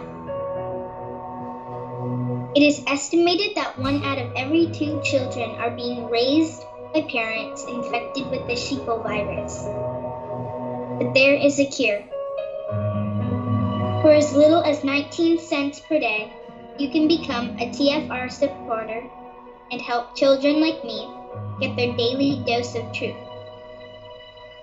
Together, we will make sure every child has protection from deception. And then I see a picture, I say, Nancy Pelosi, well, where's the man? And I'll tell you what, she must have treated that beauty salon on her pretty badly. She uses the salon and the salon turned her in. I was set up. Nancy, you're not supposed to get set up. I was set up. Nancy, you're not supposed to get set up. You must wear your mask. You have to wear your mask. You must wear your mask. You have to wear your mask. I was set up. Nancy, you're not supposed to get set up. How much do they hate Nancy Pelosi? It's the big crazy Nancy. Just like the biggest story. Highly overrated person. Let me just say, they just turned off the camera because they don't want me saying that. And the salon turned her in. If she was set up, then she shouldn't be leading. You know what she should have done, honestly? She should have said, I made a mistake. And then she made a terrible mistake. I was set up. Nancy, you're not supposed to get set up. I was set up. Nancy, you're not supposed to get set up. You must wear your mask. You have to wear your mask. You must wear your mask. You have to wear your mask. I was set up. was set up. Then you're not supposed to get set up. As it turns out, it wasn't set up. So I take responsibility for falling for a setup. I don't wear a mask when I'm washing my hair. Do you wear a mask when you're washing your hair? I've been there many times. I always have a mask. Since we passed the bill, I always have a mask. Now I just had my hair washed. I just came out of the bowl. Now I just had my hair washed, and that's all I'm going to say. I was set up. I was set up. Then you're not supposed to get set up. I was set up. I was set up. You are now tuned into the truth frequency. We are TFR. TFR. Truth Frequency Radio.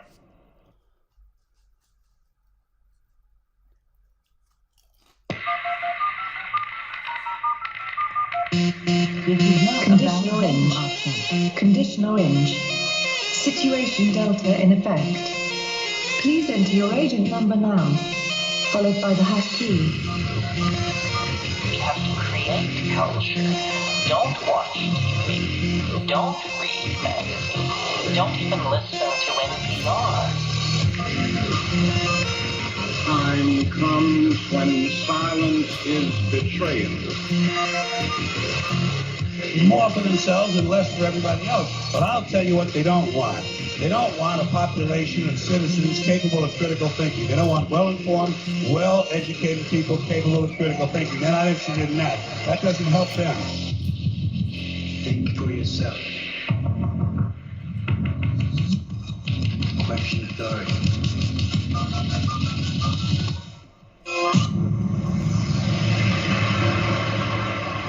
This code has been compromised.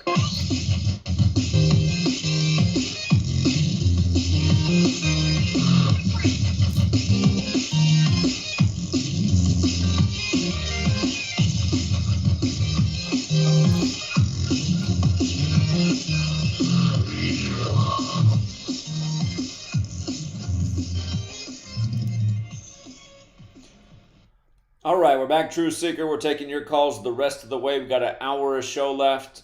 Colorado got interrupted by the break. After him is Michigan, 248. And then after that is Canada, 780. And after that, the line is open. But Colorado, if you wanted to finish your thought, you got the floor again. Hey, Zach. So, yeah, just to finish up real quick, because I know you got other callers, but like I said, keep doing what you're doing, you keep exposing, but like I said, everything you're exposing, people always remember, this is all deceptive lies, subplot, dark energy, negative chaos, right? And that's all that's going to keep continuing. And remember, the main thing is that we keep focusing our energy, even if you're exposed, but you're still kind of participating in it, because that's what you've got to participate to make it work, and they know that. That's why they keep doing what they're doing. But I would say, like I said, my key is the only thing I know is a way to get out of that subplot matrix. I just do the Torah principles. Like keep Shabbat, go to Erev Shabbat, everything, and just basically watch the blessing manifest and watch what God does. So that's personally what I do. But yeah, there are some defective Hebrews that do this too. It's Gematria, Kabbalah, goes all to Babylon, Genesis 11. And basically it's sad, but that's what they keep doing. But that's been going on ever since Genesis 11. It's back to a Nimrod worship, Tower of Babel, everything. It's just metamorphosed in different governments.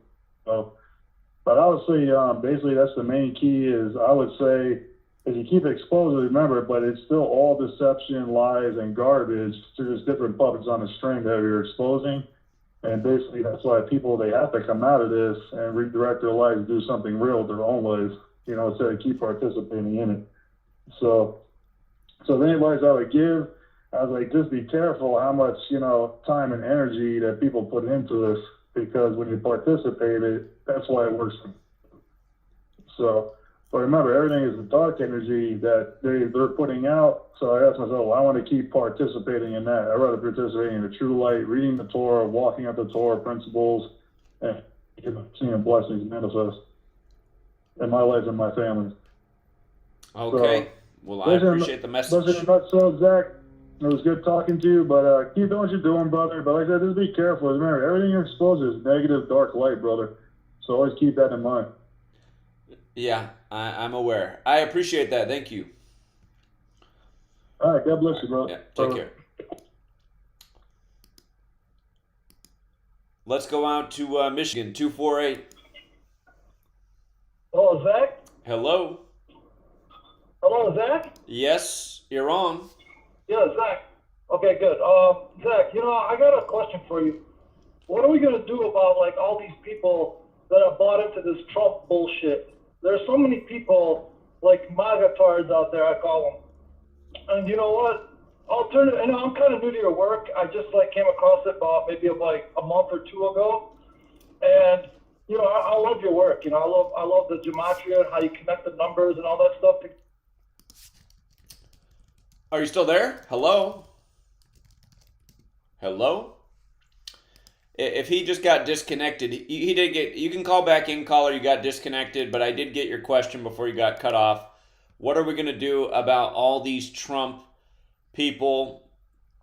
And I want to get a post up here. I mean, it's one of really 1,000 posts I could share with Trump, but I want to take people back to this really important day. This was the day that coronavirus was confirmed in the U.S. for the first time in the news, January 21st, 2020. And Donald Trump just happened to be at the World Economic Forum that day in Switzerland, shaking hands with Klaus Schwab and talking about his trade deal with China and how the world would never be the same again. And if you want to check the dates, Trump signed his trade deal with China January 15th. They say coronavirus first arrived in the U.S. from China January 15th, the day of the trade deal. It was confirmed in the U.S. January 21st, the day Trump's in Switzerland to gloat about his trade deal, again at the World Economic Forum, not far from where the World Health Organization is, but it was also the World Economic Forum who was the main sponsor of Event 201, the coronavirus pandemic simulation. Well, notice, Trump was there on January 21st, a coincidental date, his 222nd day of his age. In Gematria, World Economic Forum equals 222, like Wuhan coronavirus, like New York, New York. That's where Event 201 was simulated. Event 201, its official name 222. Order out of chaos 222. Again, from 9/11 to the pandemic being declared was exactly 222 months. And, Trump started his speech at 47 minutes past the hour, just a whole nother topic. Trump in 47, like the verdict yesterday, 47 weeks after his birthday. But the reason this answers the question of what he called in about is because, remember, it was April 19th, 2020, shortly after this, that there was kind of this QAnon Trump rally in Washington opposing the mandates that were going on in Washington State at the start of COVID. And, I got a bunch of Trump people to listen to what I had to say about how Trump might not be the good guy he thinks he is, and how everyone should look into this because it shows that he's another puppet on the world stage doing his part. And then next thing you knew, he was doing Operation Warp Speed on Mercuralia, the anniversary of the Clade X simulation. So anyway, we have all these examples to show that Trump is a puppet on strings. And what I'm really hoping is that by the time, we go down in August to LA for Kobe Bryant Day, I'm hoping that by then we'll get enough people to come back, support the work, get more resources coming in. Again, Sweet Lady's on board with me traveling somewhere once a month, flying there, spending 2-3 days there, pounding a lot of payment in those days, doing that once a month. If support gets back up, and that's a big if right now, it's really sad the way support's fallen out for the work because the work's never been more important and we've never been doing more. But, what I'd like to do is at least once a month travel to a major Trump event. And we could do it more than once a month. I mean, once election season gets underway, there'll be a lot of Trump events in a month. But to be there and try and engage with his followers and get them to think about who is this guy that they're really, investing so much hope in. And look at these huge crowds that are here for Trump. What if we've just brought a crowd together like this for a common purpose of overthrowing our tyrant government, and we did it city by city, not waiting for the orange man to be there, but recognizing we're all here right now who see something's wrong. Really, that's how it has to be, guys. It could start off peaceful protests, filling up government buildings, filling up news stations, and just making it so they can't do their job. You're not going to do any more legislating against us. You're not going to do any more propaganda broadcasts. People using their power, their physical body to go out and make a difference. Again, I mean, everywhere Trump goes, people gather by the thousands. Does Trump need to be there for people to gather by the thousands for the right reason? I mean, should be doing that every day and Trump's not giving people any plan for how to shut down this tyrannical system that so many people are outraged with. But yeah, we do need to get the Trump mob to see the light about their overgrown orange Oompa Loompa. And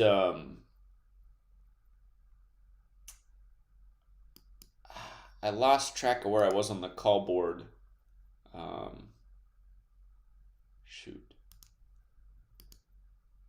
Canada, did I take your call?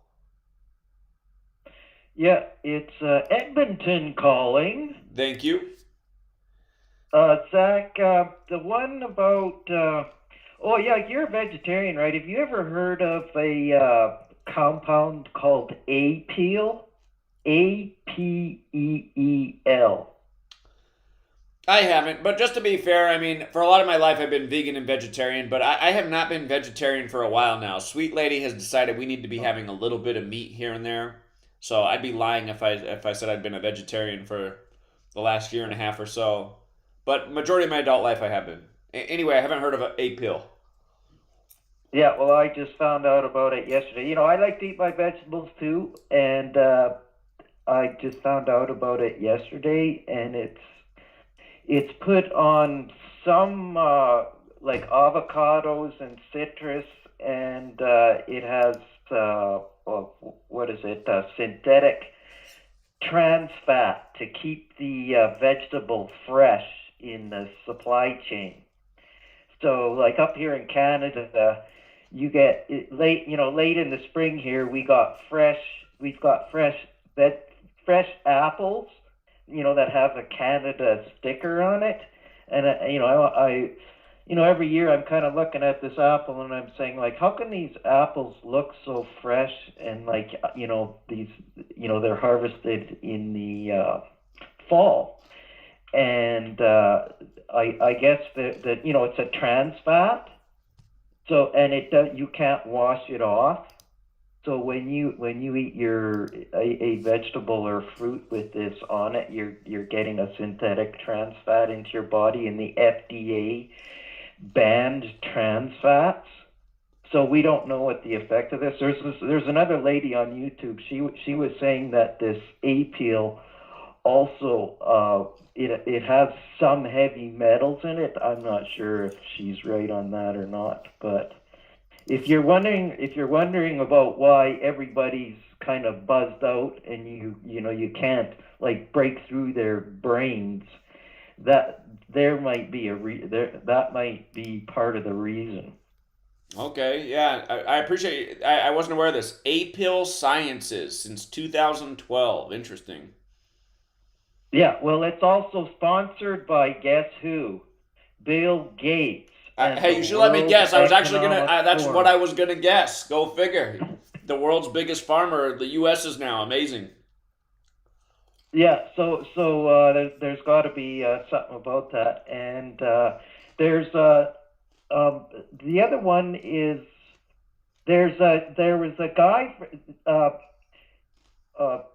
James Jr. or James the Third. I don't know what you want to call him. He's going to the USC basketball team. Well, did you hear about Rodman Jr. is going to the U.S. basketball team also? Interesting. Dennis Rodman. Yeah, Dennis Rodman's son. I think he's called JD. I don't know what it's... Yeah, no, DJ, of course. DJ Rodman is his name. So there's another one. And I think the USC basketball team, I think they also got the number 2 nationally ranked high school basketball player. I don't know his name is also, I think he's also going to join USC. So there's your stacked team, right? Interesting. Okay. Totally. Yeah. So there's another one. And so like I'm in Edmonton, so I get to watch the Oilers. So they have the big two hotshot players, right? Connor McDavid and Leon Draisaitl. And they're sort of winning this game here in the third period. And in their second goal, number 2 scored the second goal at 12:22 of the first period. Okay, a lot of twos.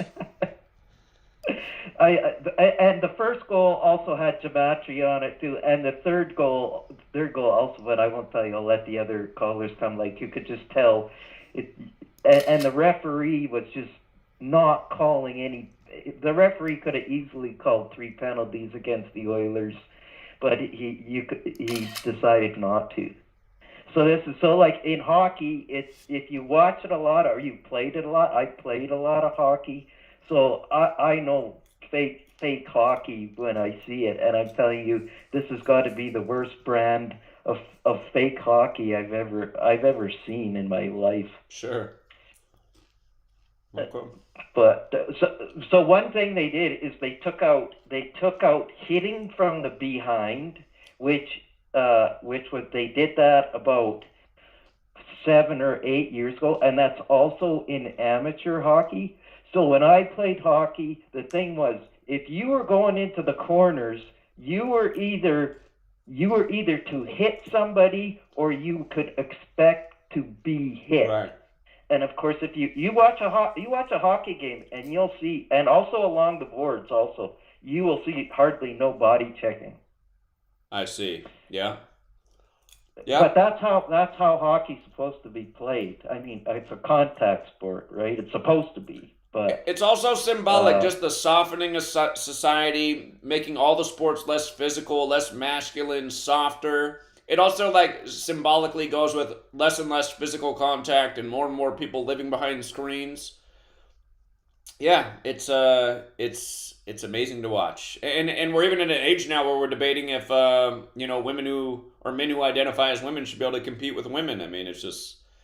You couldn't have saw this coming in the 90s, but 30 years later, it's wow. So.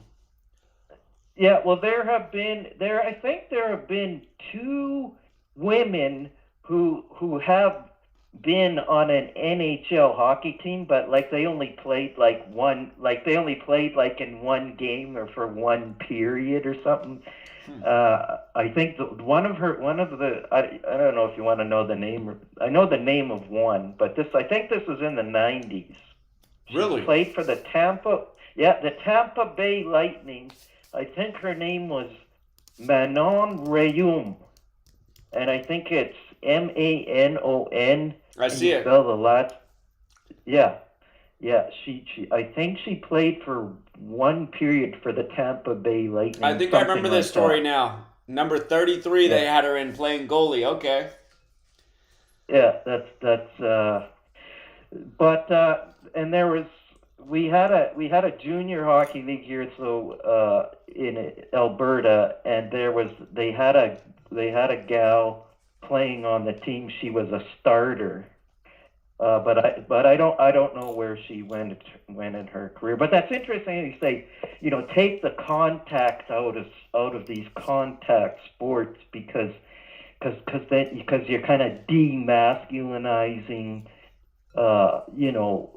It's part of demasculinization, right? Or it's demasculinization. But here's the thing: when I'm walking down my neighborhood. One thing I notice is when you say a neighbor's working something in your yard or sitting on their step, they don't even look at you, right? You just walk by them, and it's like you don't even exist.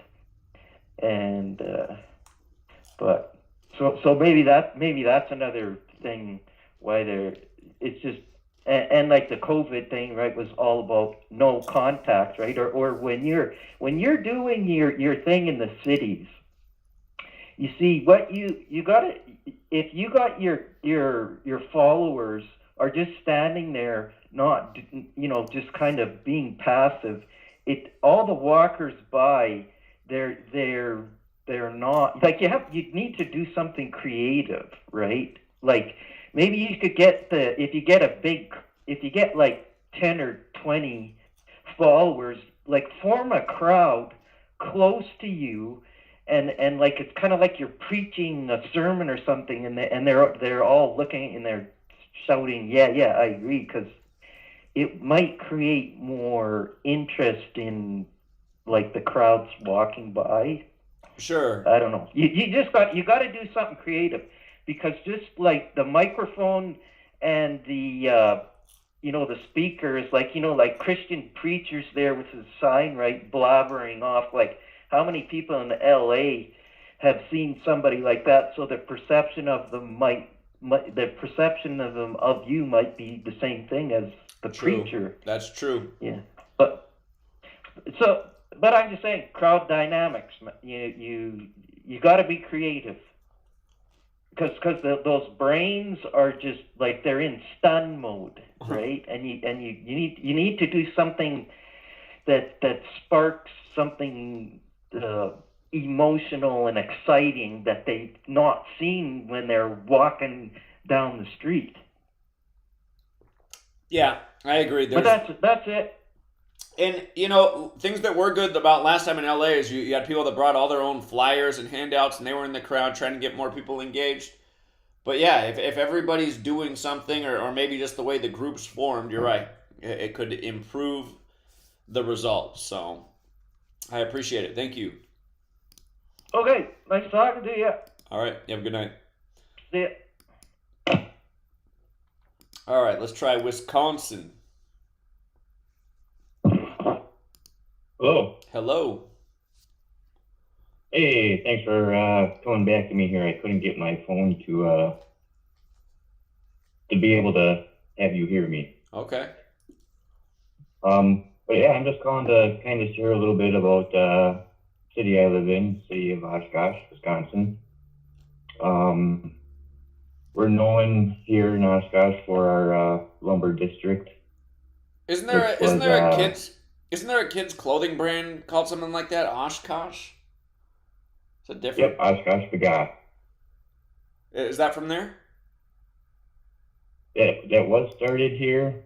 Then I believe Carter's bought us out, and now they kind of make clothes wherever, including across seas. So nothing is really done here anymore with that brand. I see. But yeah, we're also known, for the brand. We're known for Oshkosh Corp, which builds military equipment, mainly all-wheel drive vehicles. But I'm calling mainly about the lumber district. And back in 1874, we had our first, lumber company built. In 1971, they started a festival called Sawdust Days in Oshkosh, and that was on the July 4th weekend always. So I started to see like a repetition of 47, 74, and our Sawdust Days was canceled in 2019 because of funding with the city and other, baloney like that. So from 1971 to 2019, or actually 2018 was the last year, and in 2019 they decided not to have us back. So it was 47 years that we were, having this festival. And I just, found it kind of odd to, after 47 years, after the, July 4th weekend, which is 4/7 and all that, I just found it to be kind of a repetition of numbers. Right. Yeah. So in 2019, our university here in Oshkosh won their 47th national championship. Huh. Go figure. Yeah, right. So I also known just from, listening to a lot of, your programs, your videos, a lot of Rambo's videos and stuff, that 47 is just a big number for time also. Right. So Oshkosh sits on 44 degrees and 88 degrees latitude longitude. Both of those numbers, relate to time from what I've learned. 44, like 88 clock? being 44, yeah, in the Latin cipher, time equals 44. And the number 88 just relates to time symbolically from the sun and moon, doing their thing in the sky. And again, 88 constellations officially recognize the stars, time, patterns. Yeah. Yeah. So I was also doing some research on a lake that we have here called Lake Winnebago. And I'm, doing some research on Wikipedia. And here they say that there's 88 miles of shoreland around that lake. And on this lake, we have a company about 20 miles south of us. They were also located in Oshkosh, but they're called Mercury Marine, a large provider of boat engines.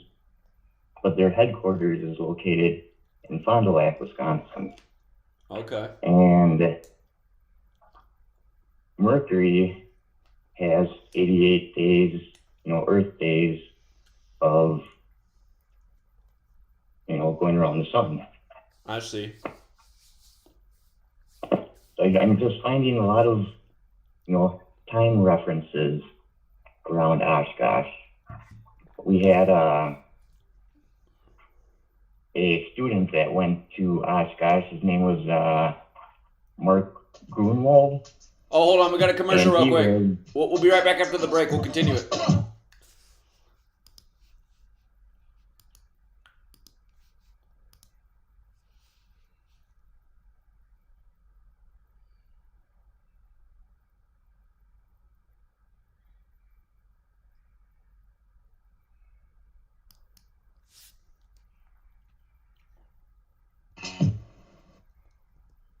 Here's the last part.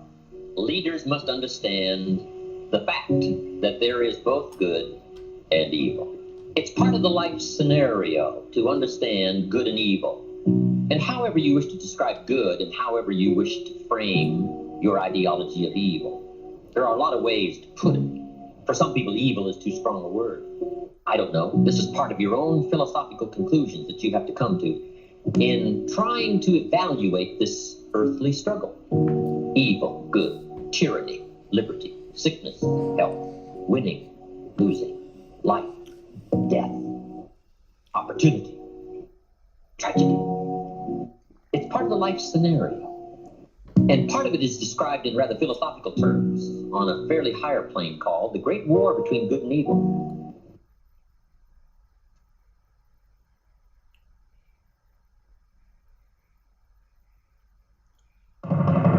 Hey everyone, it's Chris Gio, founder of Truth Frequency Radio and host of Beyond the Veil. The mainstream media and establishment are running scared right now, and they've prominently featured TruthFrequencyRadio.com as number 89 on the federal government's hit list, also known as the fake news list, which is essentially a list of sites slated for censorship on Facebook, YouTube, Google, and other social media. Now is the time for you to get involved. Share your favorite TFR shows far and wide on forums and social media.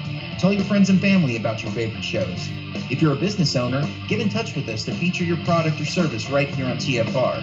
And if you haven't done so already, become a TFR supporter now and get unlimited commercial-free downloads in high quality. Visit truthfrequencyradio.com/sign-up. Thank you for making TFR the leader in independent and uncensored talk radio. Truth Frequency Radio, your protection from deception.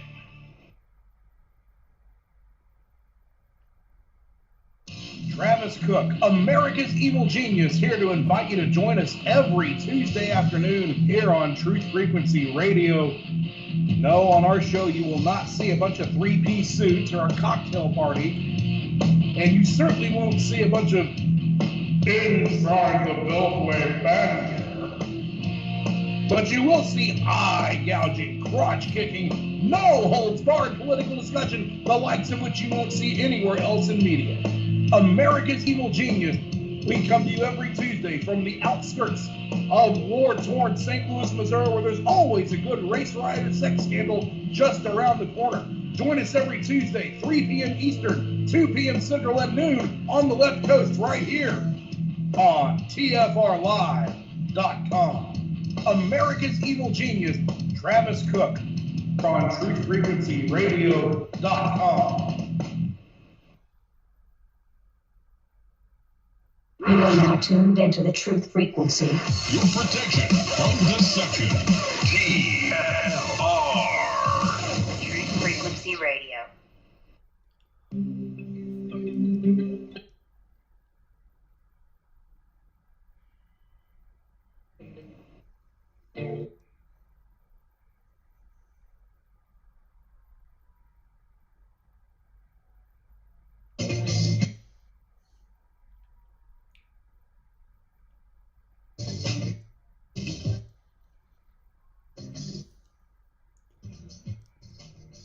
All right, we're back. True Secrets, the final 30 minutes. We're taking your calls the rest of the way. And caller in Wisconsin was going to finish his thoughts. Then we got 937, then 360, and then 702. And 920, you're up first. All right, Zach, thanks for coming back to me. Yeah, no I problem. was gonna start talking about a student that went to the University of Oshkosh. I'm gonna kind of, bypass him because there's some other 47 stuff here that I wanted to share with you, and in Oshkosh and the Wikipedia page. So there's a satellite view of Oshkosh on Wikipedia, and the time that the photograph was taken was at 3 hours, 9 minutes, and 47 seconds in the morning. So I just see again the number 47 there in the seconds. And if you know more about the number 39 or 309, if it relates with time, I'd be glad to hear it. But the day that the picture was taken was March 28th, which is the 88th day of the year. Yeah, that's right. In a non-leap year. Right. And they even give you the nautical miles from the ISS, the International Space Station, and the nautical miles is 211, which is the 47th prime number. Okay. Yeah. Yeah, you're in that area, so you're picking up on all of it, and it might be more than they do in other cities. But yeah, I mean, really, you start paying attention. They do the time rituals. That's what I'm saying. The whole code is like paying tribute to time day after day. So yeah. We also have a small theater in Oshkosh called the Time Community Theater. Yeah. But it also used to be called the Rex Theater, which Rex also equals 47. Okay. Good one. So yeah, just a couple of things out there, but I do have a lot of other things on time and the number 88, but I mean, I can save for another week. We've probably got other callers too. Indeed. So. All right. Well, I look forward to the next one. Thank you. Yeah, good one, man. Thanks. Yeah, take care. Let's go out to Ohio. Ohio, you're on. 937. Hey, Zach, this is True Secret calling back in again. I just wanted to point out something. Did you notice in the first quarter, or the first half, for the Lakers-Warriors game, they pointed out that the Warriors were on a 10-2 run, so you got that 201 in there again? I saw the Lakers had 59 points at halftime again. So. Yeah, and that's what they pointed out there, that the Lakers are on a 10-2 run. I thought that just very comical with, the whole 201 stuff. And then also I was doing some more research with the whole, Jewish thing, Israel the 75th and all that stuff. LeBron actually attended a Jewish wedding on May 23rd, 2022. A Jewish wedding. So you got that whole Jewish stuff right there, yet again. So that was very telling, in the fact that it was on the 23rd because his old jersey number was 23. Yeah, the Lakers had 23 shots at halftime and 59 points. Wow, right in your face. Yeah. All right, interesting. And then with the whole 47 thing, real quick, there's the Freemason, compass, 47 degrees. Yeah, and just another way it works is it's the beast too. Beast equals 47, and in the last game, the White House. In the last game, Steph Curry got his 47th playoff loss. Ohio's also 47. LeBron and Curry both born in the same hospital in Ohio. But the it wasn't an accident with Curry getting his 47th loss with the Beast connection, because LeBron and the Lakers became 17-4 at home versus the Warriors in the playoffs. The Lakers became 17-4 at home versus the Warriors, and LeBron became 6-6 at home versus Steph Curry in number of the beast. 66 the small way, 174 the big way, like 17-4 and 6-6. And again, the year that LeBron won his first finals, that they shortened the NBA season to 66 games. I've been documenting the LeBron James number of the beast rituals for his whole career, and there's been a lot of them. He also did start this year in the playoffs with 174 playoff wins. But yeah, so time, the beast, that and they're all rituals in time. Go ahead. Yeah, one more thing with 47, with Trump too. If he wins the election, or the selection, I should say, he'll be the 47th president. So that's all I wanted to add. I just found that interesting with that caller too, how you point out the whole 47 stuff. There's a lot of things to do with 47. White House 47, like you said, with the beast. There's a lot of things that go on with that 47. It's just very, very strange indeed. But I know you're going to probably do some more research on that and have a fire video out on that if you haven't already. I'm sure you probably have, so, because you're always on it, and you're always on it. But yeah, I just wanted to point that out, Zach, while I was doing some research. Yeah. All right, man. Well, I appreciate it. Thank you. Okay. Yeah, time and the beast. Things we've talked about many a times. Let's go out to 360. What's up, 360? It'll take a second to open the line. It's Michael here in Snohomish. How you doing? Doing all right. How are you? Great. Hold up on my compound here. Yeah. Anyway, hey, before I get to my main thing, another 201 that I'm not sure if anybody caught before, or put, that there was guys who were putting the list on you had for your book. When Bill Gates did an interview with some woman at the start of the whole COVID thing. It was widely distributed on YouTube. And she asked him about how is it going with the investments in the pharmaceuticals and stuff. And he's like, oh, it's great. We're looking at like 20-to-1 returns.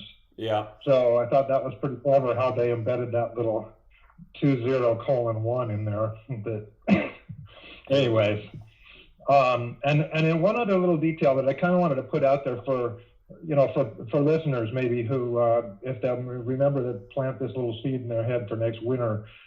We had some snow here that was completely unusual. And the thing that was different about it is that the ambient temperature was like at or above freezing, but we got this snow that's these very small flakes. You know the area, so you know what I'm talking about. You don't get that little stuff here in the Northwest, that little tiny flakes, unless it's really pretty cold, like almost too cold for snow.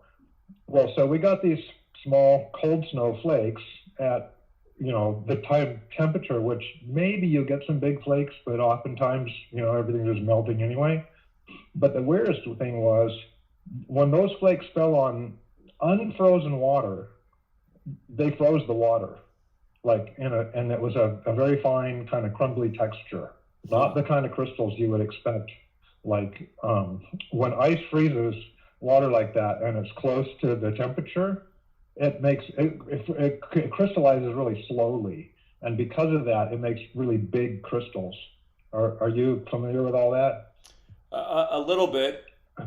Just what you're talking about, though, reminds me of Kurt Vonnegut, his book, Cat's Cradle, about Ice 9, the chemical that goes in the water and freezes all the water. Oh, yeah. Yeah, and that's weird because when you said that, it just reminded me. Are you familiar with a guy named Jim Rickards? The name is familiar. What did he do? He's a finance guy. He was his kind of big claim to fame was the what was that, the 1987 something currency collapse thing or something like that. He was a lawyer, a big time lawyer at that. Like we almost toppled the economy again, and he was in there trying to supposedly help people out and everything. And then 2001 rolled around, and supposedly the DOD or somebody called him in to help them analyze some algorithms and look for unusual options trading. So he was kind of a point man on that whole scenario about looking for, these guys knew it was going to happen, so they put all these puts on everything, right? And so he was kind of like developing some program to search for, unusual activity, something like that. But anyways, so he talks, and he's written several books on finance and all that stuff, and he's mainstream, but he's on board. Like, we're out of here. We're probably going to the, what is it called? The special drawing rights. He's been big on that for quite a while. But anyways, he talks about Ice 9 and about how it's like that could be with the economy, where everything just kind of, whatever touches it, it freezes, right? So who knows? Anyways, I don't want to burn up too much time on that. I wanted to go back to my main message, which is like, we got to get ready. We got to get organized. We need boots on the ground that we're there's some people in the same place, on the same geographic location, at least close enough to trade stuff. And what I was kind of saying near the end of the show last week was, there was a guy who called in about, hey, people should, get some seeds and start a garden. And so I'm all with that. But I think people have to realize, and I'm the example is what I was going to say. This is really tough. Like, just to grow your own food is really tough. And there's a whole lot of things involved in it. And, you're battling pests and all the rest of it. It takes a long time. So I heard you say maybe a month ago, something like, I think the way this is going to go down is, you'll get a notice. I don't know if you said mail or whatever, but you'll get a notice and you'll have X amount of time to make your transition and, register and turn in your cash to get your credit for it so you can get the new money and all that stuff. You're on board with that, right? That's right. I think they will do something like that at some point. And what kind of point are you thinking, like time-wise? How long out do you think that might be? Well, I'll go back to last year. There was I should look up the specific date, and it was around June of last year, late May of last year. But again, you had all these speakers. It was a financial summit, and the one speaker from the U.S. said within 2 years, the U.S. will make the full transition to a digital currency. So I'm still thinking within that time frame. Okay, I would agree with you. And there's been other things that I think are corroborating from other sources that are, mainstream sources.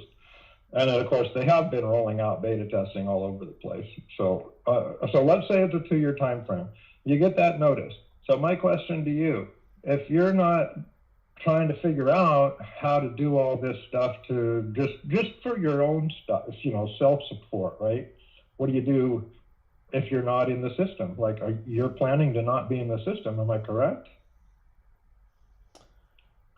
Well, I mean, planning to not be in, I don't know how to get out of the system. I mean, we're in the system. But, okay, so I know we're in it now. I mean, we're in it too deep because our parents didn't recognize what was going on and their parents. But at this point, I mean, So where does that go for you really long term if you think you can exist within the system with the function that you have? You're Oh, going to call out I the don't know truth that and I can exist within their future plan system. I see that it'll be a difficult thing for me. I mean, social credit scoring, just I just look at, like I was just making the point about, I mean, we're not even exactly in that system yet, but I mean, just in the digital world, it's so much easier to be punished.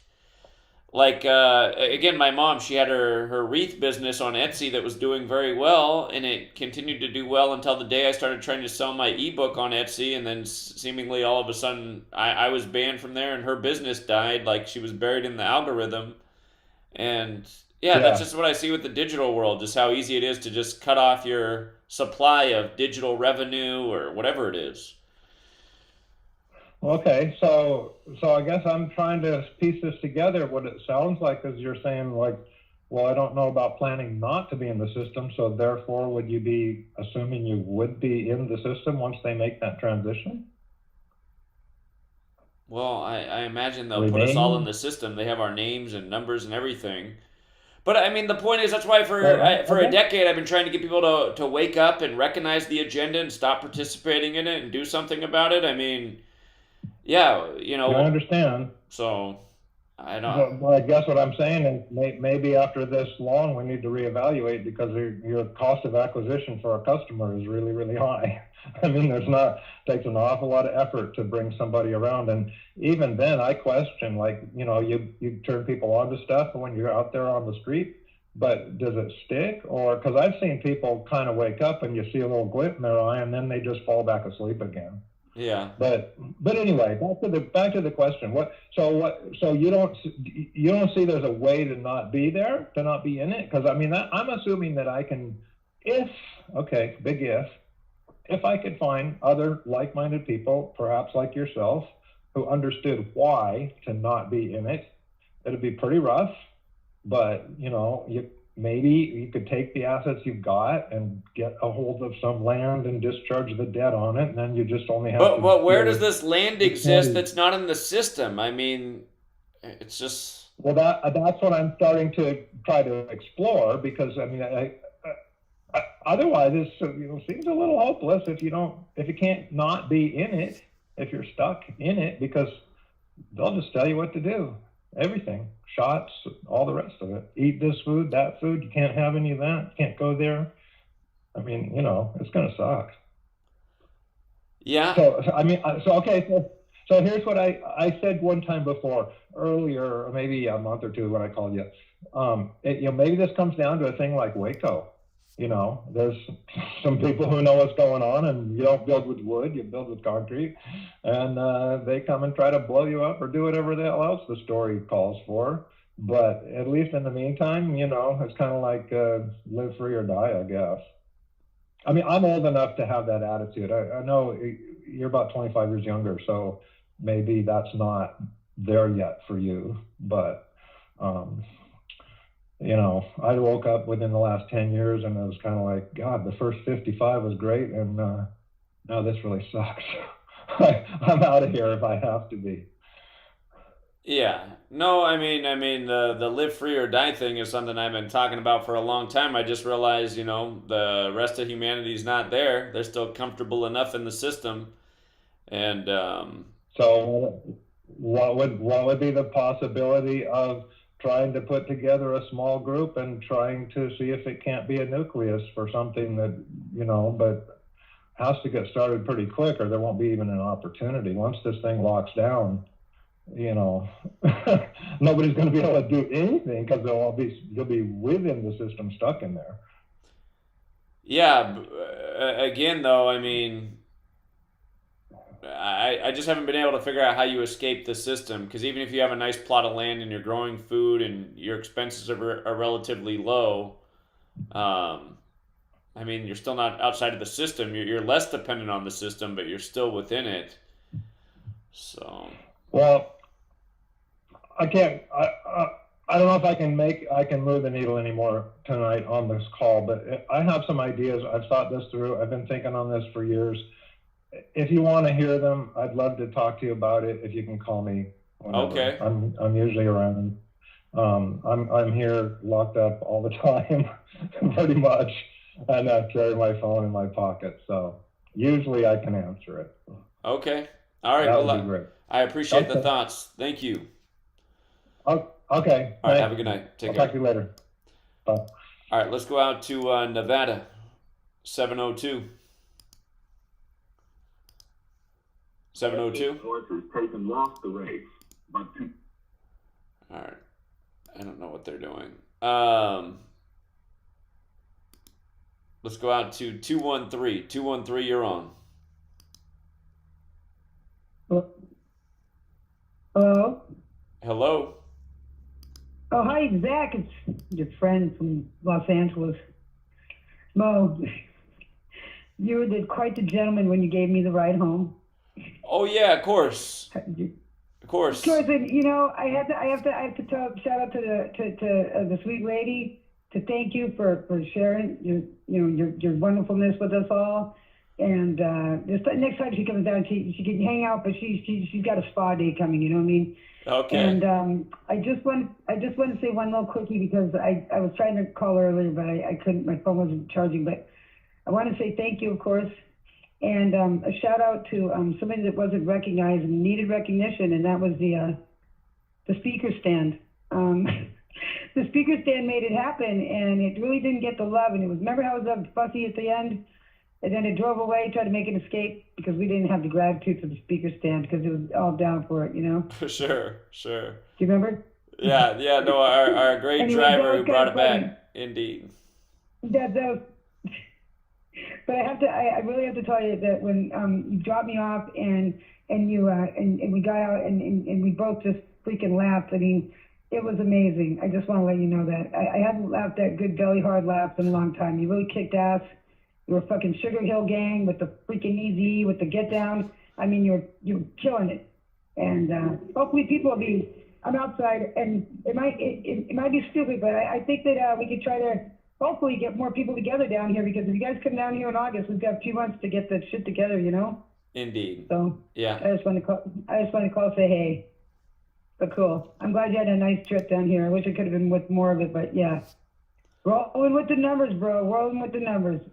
Yeah, thank you for being there and coming out multiple nights from Hollywood down to the Staples Center. I appreciate you a lot. Thank you. All right. Hey, brother. Have a nice evening, and we'll see you soon. All right. I look forward to it. Okay. You have a good night. Keep cracking those codes, baby. Okay. Indeed. All right, take care. Yeah, she was actually the last person I saw in LA. Gentleman gave us a ride to where my car was, and then he had to come back for us because I left the speaker stand in the back of his car. He had a really cool car, by the way, and he came at the last minute, brought gifts. Yeah, some other people, there was people that came down to LA after we ended our last stream there, people who showed up at the last minute, which is very nice. But yeah, one gentleman showed up at the last minute, gave us a ride. I gave her a ride back to where she was in the city, and then from there, hit the road back to Washington State. So anyhow, it is the end of the show. Fourth quarter of the NBA game. Are the Lakers going to mount a big comeback for the King James ritual? Or are they bringing this thing to Game 6? So, maybe the 16-11's too blatant. We'll find out. We'll find out soon enough. But, yeah, that was the show for tonight. If you guys got here late, feel free to start it over at the beginning, rewind it. Always start with a little segment in the beginning and then pretty much all callers the rest of the way. Less callers tonight than normal. I think that's because people are watching basketball. But yeah, save the number for next week. Again, it's the same number every week for the Wednesday night TFR show. Every Wednesday, 6 p.m. Pacific, 9 Eastern, goes 3 hours. The number to call in, 213-233-3998. And as I say that, we got one more caller tonight. 248. Hey, Zach. Did you see the new Jamie Foxx update? Now they're saying that they're preparing for the worst. Prepare for the worst for what? Jamie Foxx. Yeah. Oh, yeah. I mentioned that earlier, that the family's prepared for the worst. And I'm just wondering if when the next King James ritual happens, if we're going to hear about the end of Jamie King, a.k.a. Jamie Foxx. Oh yeah, and one more thing. Did you I posted a comment that they said that not LeBron, Russell Westbrook and Patrick Beverly will receive their NBA rings if the Lakers win, and it came 177 days after Westbrook's birthday. I see. Okay.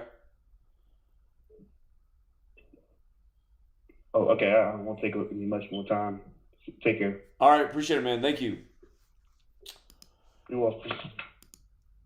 Yeah, it seems like historically, a lot of times when they have all those rings to give out to other players, doesn't necessarily happen, but we'll see. Again, they did about as many 56 rituals as they could possibly do on 5-6, including LeBron again becoming 5-6 at home versus Steph Curry on the day of the King's coronation. If LeBron does win his next finals, he's 5-6. Doesn't necessarily have to do it this year, but we are in the time of King Charles. Again, the son of King James is King Charles. This year could be a fitting year in 23. The coronation of the king in 23. Again, in Gematria, king equals 23, like LeBron wore 23 for all those years. Like how the last horse in this year's Kentucky Derby on the same day as the coronation of the king was King Russell that wore the number 23. So, in the chat, you guys, I saw Gorilla Eye's Ralph from LA. He's got on his Etsy page where you can get his Kobe Bryant short book that he was passing out at our LA get-together if you guys want to support that. Thank you again, Ralph. Ralph did awesome work while we were down there. Shout out to Brandon D. I see him in the chat as well. Brought out a sweet lady. They helped us pound pavement all over all the days we were out there. For the person who says we miss Rambo, again, Rambo has been welcome to come back the entire time. He can come back whenever he wants to come back. But if he does not come back, he's got his own channel, The Truth Codes. So you can always catch your dose of Rambo on The Truth Codes. And with that said, I think we're just about out of time here. So thank you again to everyone who tuned in. Thank you to everyone who hits the like and share. Thank you to everyone who helps get out the word. Thank you to everyone who supports the Patreon page. And until next time, True Seeker.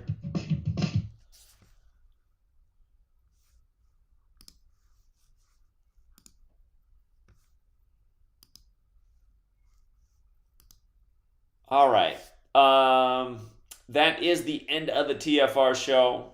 Sometimes I stay after a little bit and we go overtime. Let me say thank you to the people who gave super chats.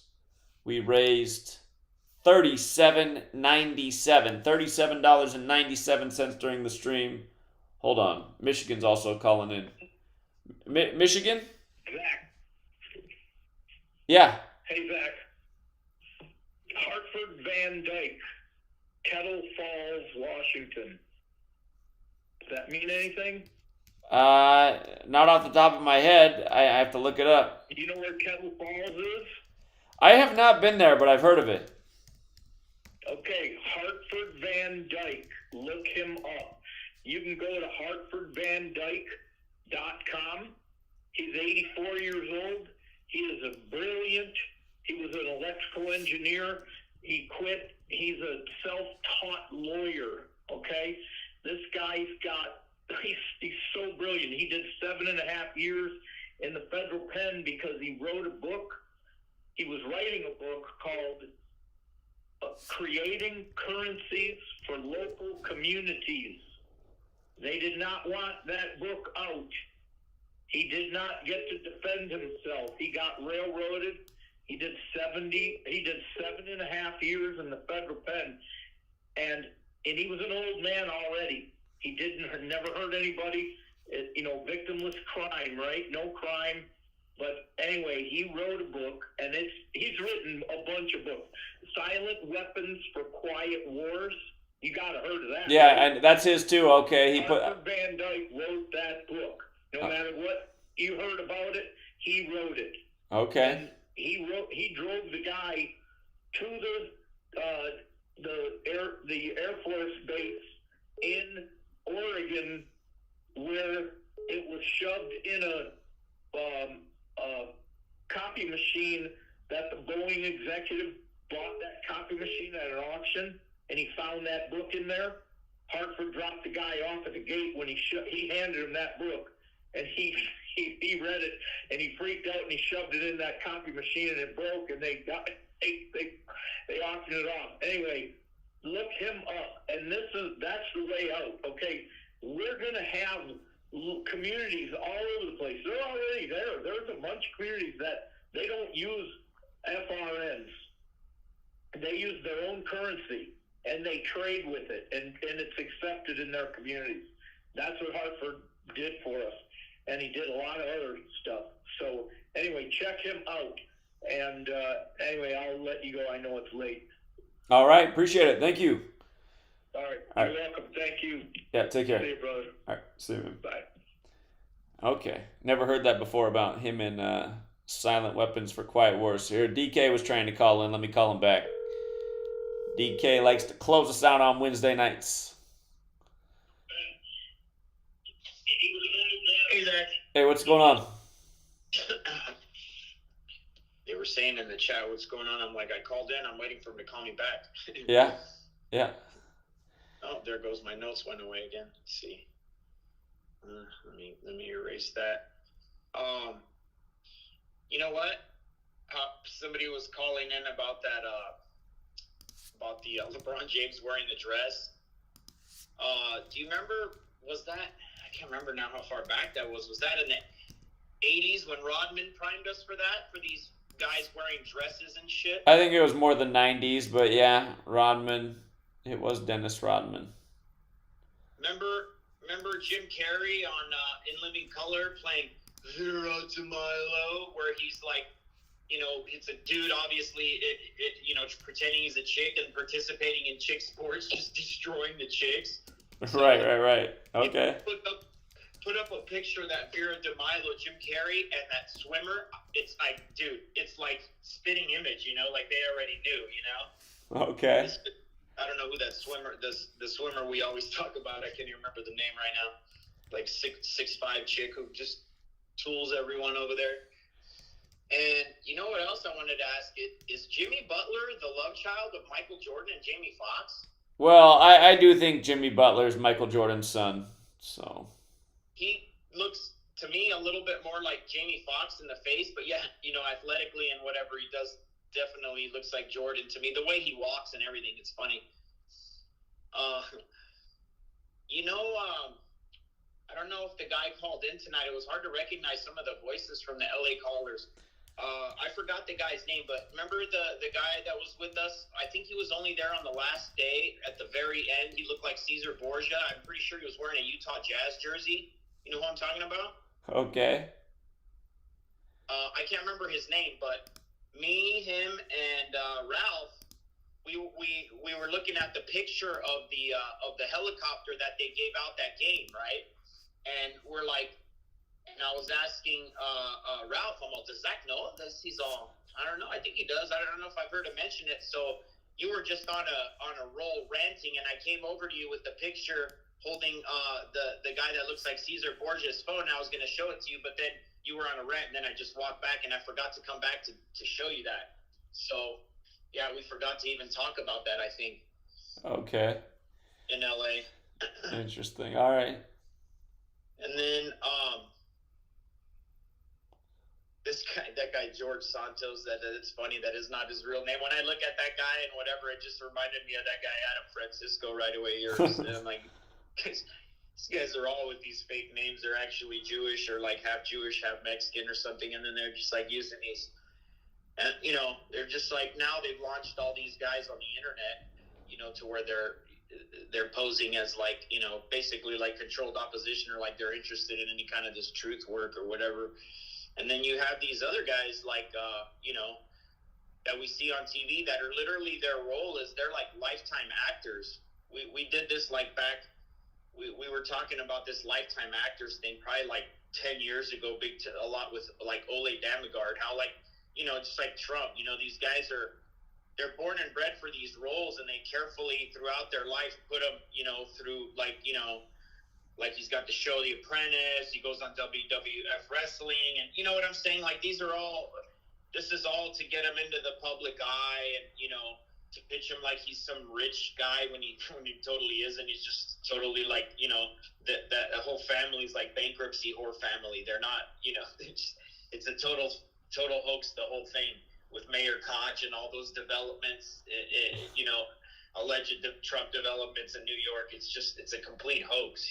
So, but people like their fake heroes, Trump.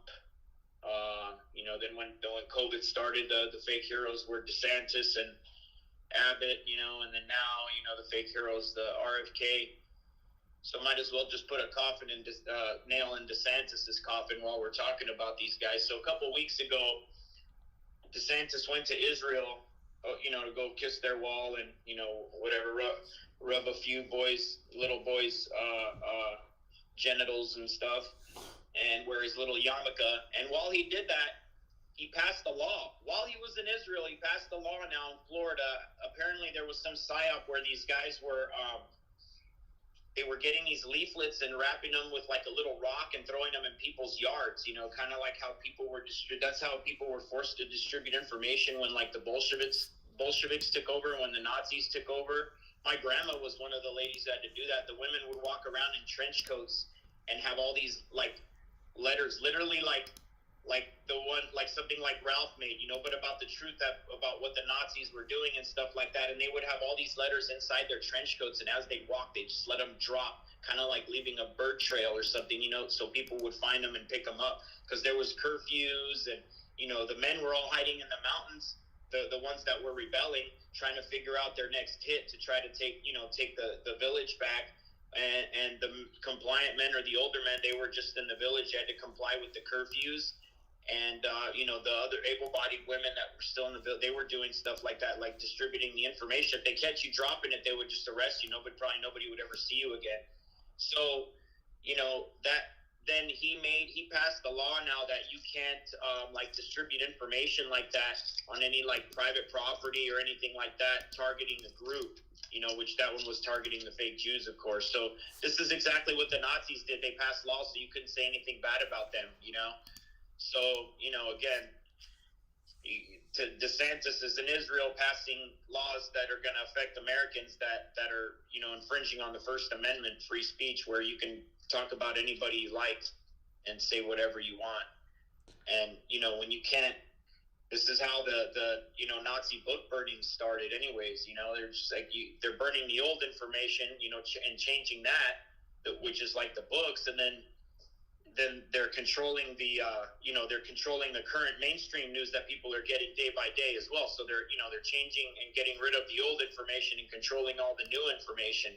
And the old information that was the books, now modern day we have I guess Amazon's basically in charge of that. And a few years ago, people remember we had all those, the Amazon is burning, right? They said the Amazon rainforest burning. That's the lungs of the earth.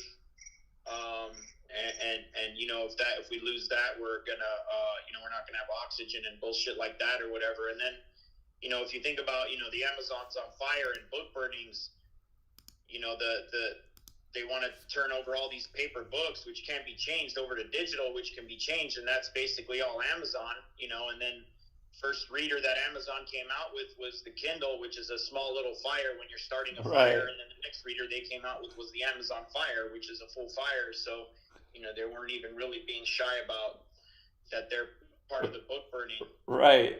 Yeah. Blatant. And today, the mainstream news, when Hitler took over Austria, the first thing he mandated was that every house had a radio in it. Like, why would he be giving people radios, It was so they could push propaganda into their freaking head. Yeah, how else are you going to do? What are you going to do? Go door to door, have one of your, SS, minion soldiers go over there and tell them? People would be like, fuck off, But if you put a radio, then people start, it becomes entertainment. You play them some music, then some propaganda, and the modern day radio or, newspaper is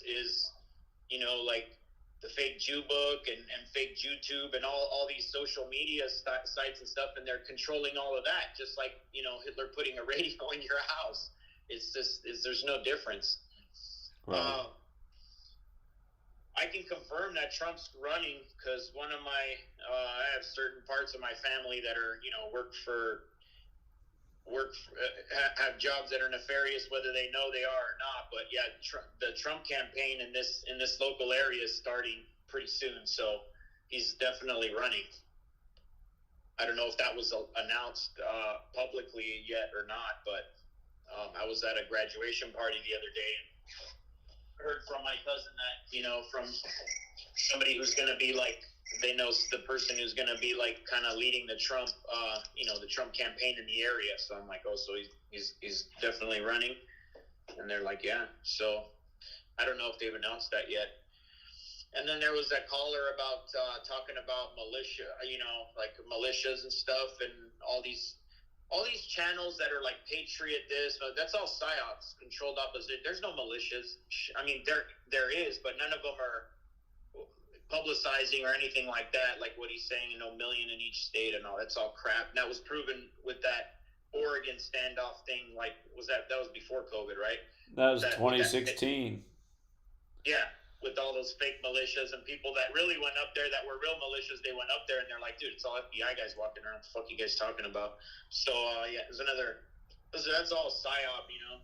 Lately you got a lot of these Texas accent callers calling in, telling you to check out bullshit like Jason Brashears and check out this other guy, Patriot channel, check out this militia channel. Like, no, we're not checking them out. We've already checked all that shit out and rendered it to be bullshit a long time ago.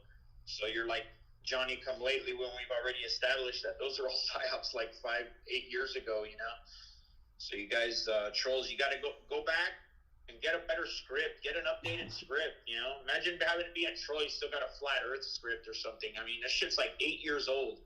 So it was pitiful like a few months after it came out. Like, imagine what they think of you if they're like, hey man, here, you got to go push this. You're the bottom of the barrel. We got, thousands of other trolls we can push more modern updated scripts, and then you're left still with this old one. Like, that's what I feel like some of these guys that call in are like, man, you aren't even ashamed to be that low on the totem pole. They give you some script from like 5 years ago that everybody's already debunked and laughed at. Anyway, I haven't even been looking at the chat if there was any questions, but that's kind of all I had to say. Yeah. The hopium, it does not help. It's like we gotta have a reality check. So anyway, appreciate it, DK. Okay. All right, man. I'm just talking a bunch of trash now. Yeah, pretty much. So. What else should I be saying about these folks? Should I be praising them and touting them as heroes, or should I be exposing them? All right, what do you mean? What people are saying in the chat? I'm reading the chat right now. I'm not looking at the chat. Yeah, it's a joke. There's always something in the chat. That's interesting info if you're not very smart. I agree. That's why all the entertainment is on the level that it's at. It's, stupid is, stupid does. Yeah, indeed. Yeah, the chat's always full of people that are just trying to start an argument. So anyway. Troll pit. Yeah. All right, DK. Well, I appreciate it, man. Thank you. All right, Zach. Have a good night. Thanks for taking the call. Yeah, take care. Okay. And then I got to say thank you to the super chatters. There were some generous people. So again, we raised $37.97. Funny, $37 range. Wednesday's got that Gematria at 37, but let's see. Nima chipped in $2. Thank you, Nima. John Mendoza chipped in $1. Thank you, John. Nicholas Wilkerson chipped in $5. Get 'em chipped in 10. Said Israel was sacked in 70 AD by Rome. November 29th, 1947, UN recognized Israel as a nation. 70 years later, Trump declared Jerusalem the capital of Israel on December 6, 2017. Yeah, that's a good point. Kristen Scott chipped in 20. She said, thank you, Zach. By the way, with regards to Trump doing that in 2017, that was shortly after he visited the Vatican. That was May 24th, 2017. But Again, Vatican and Francis both have that Gematria 70 as well. Kristen Scott chipped in 20, the big donor for the stream. Thank you, Kristen. She said, thank you, Zach. I've been following you for 5 years now, and every day you consistently show how Gematria is used by the people in power. All by the numbers. Everyone should support in any way possible. Help people wake up. I appreciate that. I wish everyone had the same level of enthusiasm you do.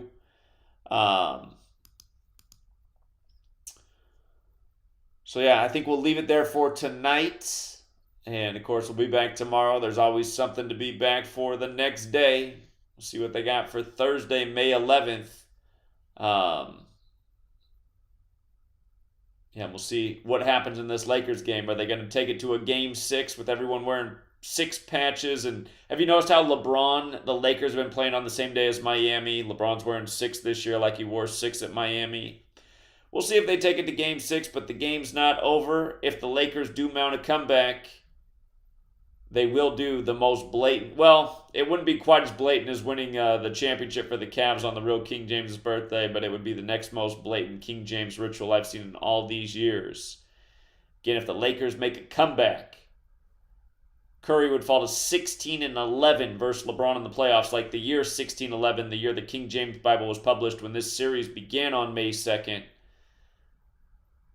The day in history the King James Bible was published. So they've been doing a lot of rituals. Synced up with the King's coronation and all. And again, reminds you the NBA, it's part of a bigger world stage. And really, you think about something like the NBA, they've been huge with all the political agendas. From bathroom bills to, shootings to Black Lives Matter. Again, just the news and the sports intertwine. All right. Shout out to King Allen Creations with a big 3333. Thank you. Appreciate that. Very generous. And shout out to Truth Matters 222. Zach, Canelo Alvarez's opponent was a British fighter, John Ryder. The fight came 74 days before his birthday. King Charles is 74 years old. It was the day of the fight.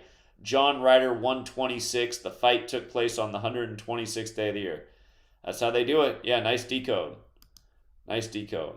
Appreciate that. And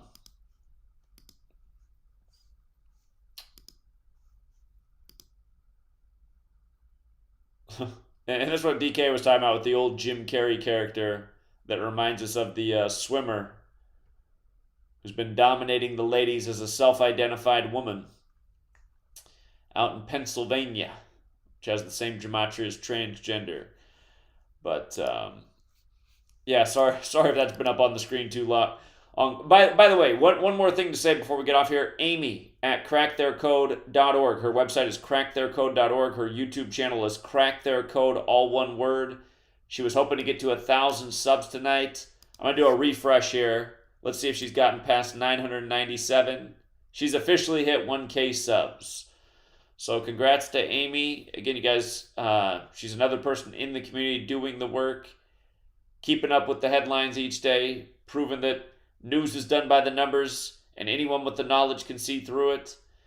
So thank you to Amy. Thank you to the people who subbed to her channel. Congrats again on 1,000 subs. And Charmone's got the link for Amy right now. So we'll leave it there. Till next time, True Seeker, have a good evening. Or hold on. Somebody says stay until the game's over. Let's see. Man, the end of it, there's 5 minutes left in the game. 5 minutes of NBA game, depending on the way they call timeouts. All right, here. If it goes to overtime, better not go to overtime. But I can stay on and watch the end of the game here. On my end, Curry just hit the shot, put him up 106-95. 11-point lead, just like how they had an 11-point lead at the half. 70-59. Lakers have been shooting bricks all night. Man, if they're hitting that 3-ball, I feel like they'd be up. The Great White Hope swatted at the rim. Warriors on the break. Curry in the corner. Shots like that feel like daggers. That put them up 109.95. But yeah, Lakers, no calls anywhere. Another Warriors break. It's not looking too good here for the Lakers comeback. Down 14 with 4:27. A rare Klay Thompson block. The Great White Hope got swatted by Klay.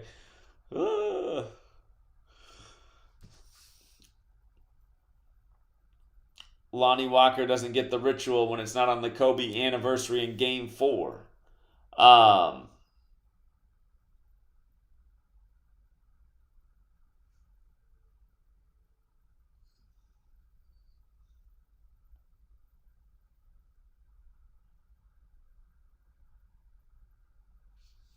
That's a good stat, nah. That's a good stat. I'm going to have to verify that one. If LeBron loses tonight, gets his 13th loss in a closeout game on 13-date numerology, and then could get his 41st win and win his 41st series in the next one. Very interesting. Ryachi Sakamoto equals 71, died at age 71, 71 days after his birthday on January 17th, 71 days after his last release. What's sad is I can't remember if I covered it then or not. I mean, there's just so many deaths by the numbers. I don't know if I did cover that one at the time. I'm seeing he died March 28th, the 87th day of the year. So he died on his 71st day of his age, technically, 70 days after his birthday. But I don't remember if I covered it or not. So he was a Japanese composer and record producer and was a member of the Yellow Magic Orchestra. But yeah, I see that his name is 71. Dead at 71, 71st day of his age. I see all that. So yeah, good decode. It's sad. It's sad how this stuff goes on all over the world. And there's so many examples, and even so many that we haven't even uncovered yet today. And still so few people know about this. Again, the guy from Slipknot, the band that does Gematria, the Killing Name, he recently just said they're not going to perform that song live anymore, and they would only perform it for the Pope. Slipknot has that Gematria like Catholic. Let me see if I covered this guy's passing at the time. Nope, I don't have a post on it, so if I get time, though, I'll go back and archive it. I appreciate the heads up. Read the book by Edmund Paris. What book by Edmund Paris? I need a title. The Secret History of the Jesuits.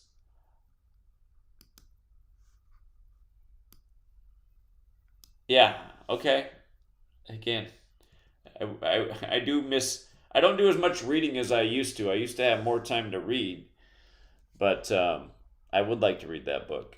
Here, we'll take one more call and then we'll wrap it up here pretty soon. 917. Hey, Zach, what's going on? This is Zach, a long time listener, first time caller. Just want to know if you came across the information. I think there's been another death by the numbers with a Fat Joe associate or his best friend by the name of Charlie Rock LD. He died suddenly on Friday, and then there was a mysterious IG post by Fat Joe the day after where he said God don't like ugly. And recently, his friend, his associate, supposed to be like the street part of the Terror Squad. He was exposing a lot of truth. His recent platform on social media, he had a channel called Repping the Real. And recently he's been on a lot of, sorry, I just finished coming home. I'm walking up the stairs. He's been a lot of hip-hop social platforms, exposing Fat Joe, talking a lot of, exposing a lot of truth that a lot of these people waking up. He got locked up before. He was helping a lot of people with prison reform. But recently he cleaned up, was exposing Fat Joe, and there's a lot of rumors that, a sudden heart attack. Well, you look up Charlie Rock LD, and it's funny that was at the day that Fat Joe put his post saying that it was the day of King King Charles coronation. But just on the surface, there's not enough information about Charlie Rock LD, like his real name and everything. But just on the surface, just looking at some of the numbers is spooky. And from the span of Fat Joe's birthday to his death, his last birthday is exactly 37 weeks. And a bunch of stuff that you just see on the surface, but it's pretty interesting if you take a look at it. Just wanted to throw that in there. I'm not sure anybody talked about it, but his friend's name was Charlie Rock LD. And the post that Fat Joe posted up the day after, he posted up a mysterious post that God don't like ugly. And if you Gematria that has some interesting Gematria. The guy's name that you keep saying, I'm not familiar with the name, so how is the name? Charlie Rock LD. LD stands for Living Dangerously. Charlie Rock and then just LD. Yeah, Charlie Rock LD. I see. If you Google him, it will pop up. But he was one of the founding members of Terror Squad. I see. But he was part of the street team of Terror Squad, like the. I see. Yeah, and you just look at what Fat Joe posted after, and just I'm not sure there's any correlation with the coronation of King Charles, but just definitely I think it was a ritual by the numbers. A sudden heart attack. The guy looked at he was looked at okay on his YouTube channels and the way he was exposing Fat Joe. Yep, that's him right there. I'm looking at just looking at my other screen there, but yeah, that's Fat Joe's associate. Just I don't know his real name. His real name is not Charlie Rock LD. That's his street name.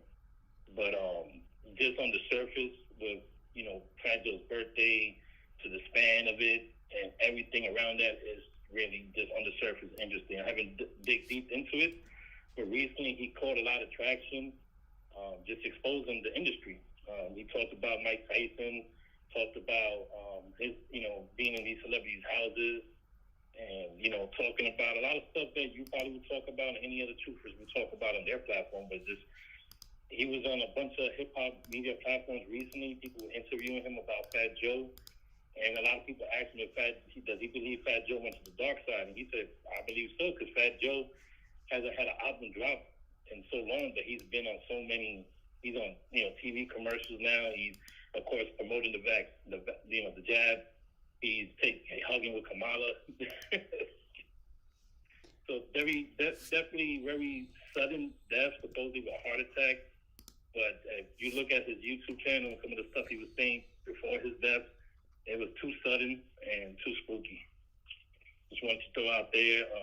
I'm going to dig more into it as soon as I get his real name and his birthday. But just on the surface, like I said, it's enough that looks interesting. Okay, yeah. Unfortunately, it is hard to find much information about him to do a proper decode. But yeah, they say he died from a heart attack. No cause of death confirmed. So. Yeah, and some of the articles I see on Google, they're actually using Cuban Link's name, which is another Fat Joe rapper. But some of these articles are not putting the right information. But just his name, Charlie Rock LD, with Fat Joe's real name, or just Fat Joe in itself, but Fat Joe's AKA, it's spooky, just on the surface. Okay. Thank you for your time. I appreciate everything you do. Salute to the community, and thank you. Yeah, you're welcome. I appreciate the information. I'll look more into this. Thank you.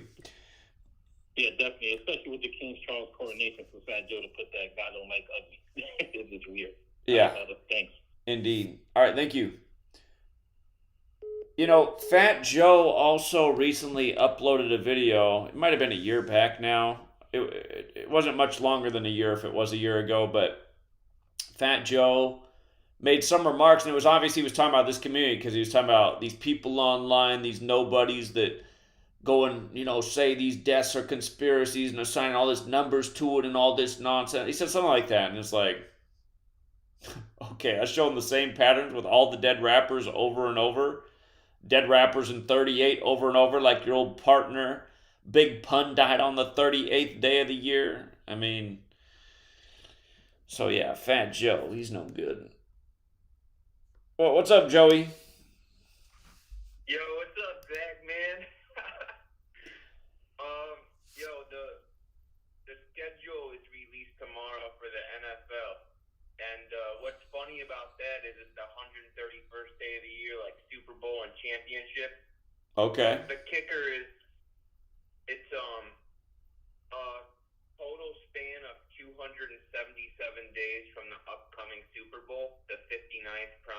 Right. Super Bowl's on the 42nd day of the year. Right. So another 59-42 combo. Right. Yeah. Just Interesting. wanted to get that in there. And, yeah, I like how a couple of the callers brought up the announcer of the A's, his little slip up. That definitely wasn't a slip up because Blur in the most pure cipher is 16, and it was 16 days from his upcoming birthday. Okay. Well, no, the total span was 16. And, or it was 15 days from his upcoming birthday, and, Jackie Robinson made his debut in 47, the 15th prime. Just a joke. But, great show. Just wanted to call in with the 59-42 combo, and, thanks for taking my call, Zach. Peace. All right. Appreciate it. Later. Well, they're not going to complete the King James 1611 ritual tonight, but that was weird. The camera just zoomed in on Steph Curry, who looks super depressed. You think he'd be feeling a little bit better about getting a win tonight, but maybe he's seen the script for the next game already. Are the Lakers going to go down with 105 points on the date, 10/5? Well, they got a guy at the free throw line to change it. No. Yeah, in a way, I'm a little bit surprised they didn't do that. I mean, you can always understand why the NBA would bring another game in the series with LeBron and Curry, but again, it did start. They've been doing nothing but King tributes the whole time. Again, the series began on May 2nd, the anniversary of the publishing of the King James Bible in 1611, and had Curry lost to LeBron tonight, he would have become 16-11 against him in the playoffs. But that is not the way they went with it. So we'll see. Everyone's wearing 6 patches. Game 6 ahead.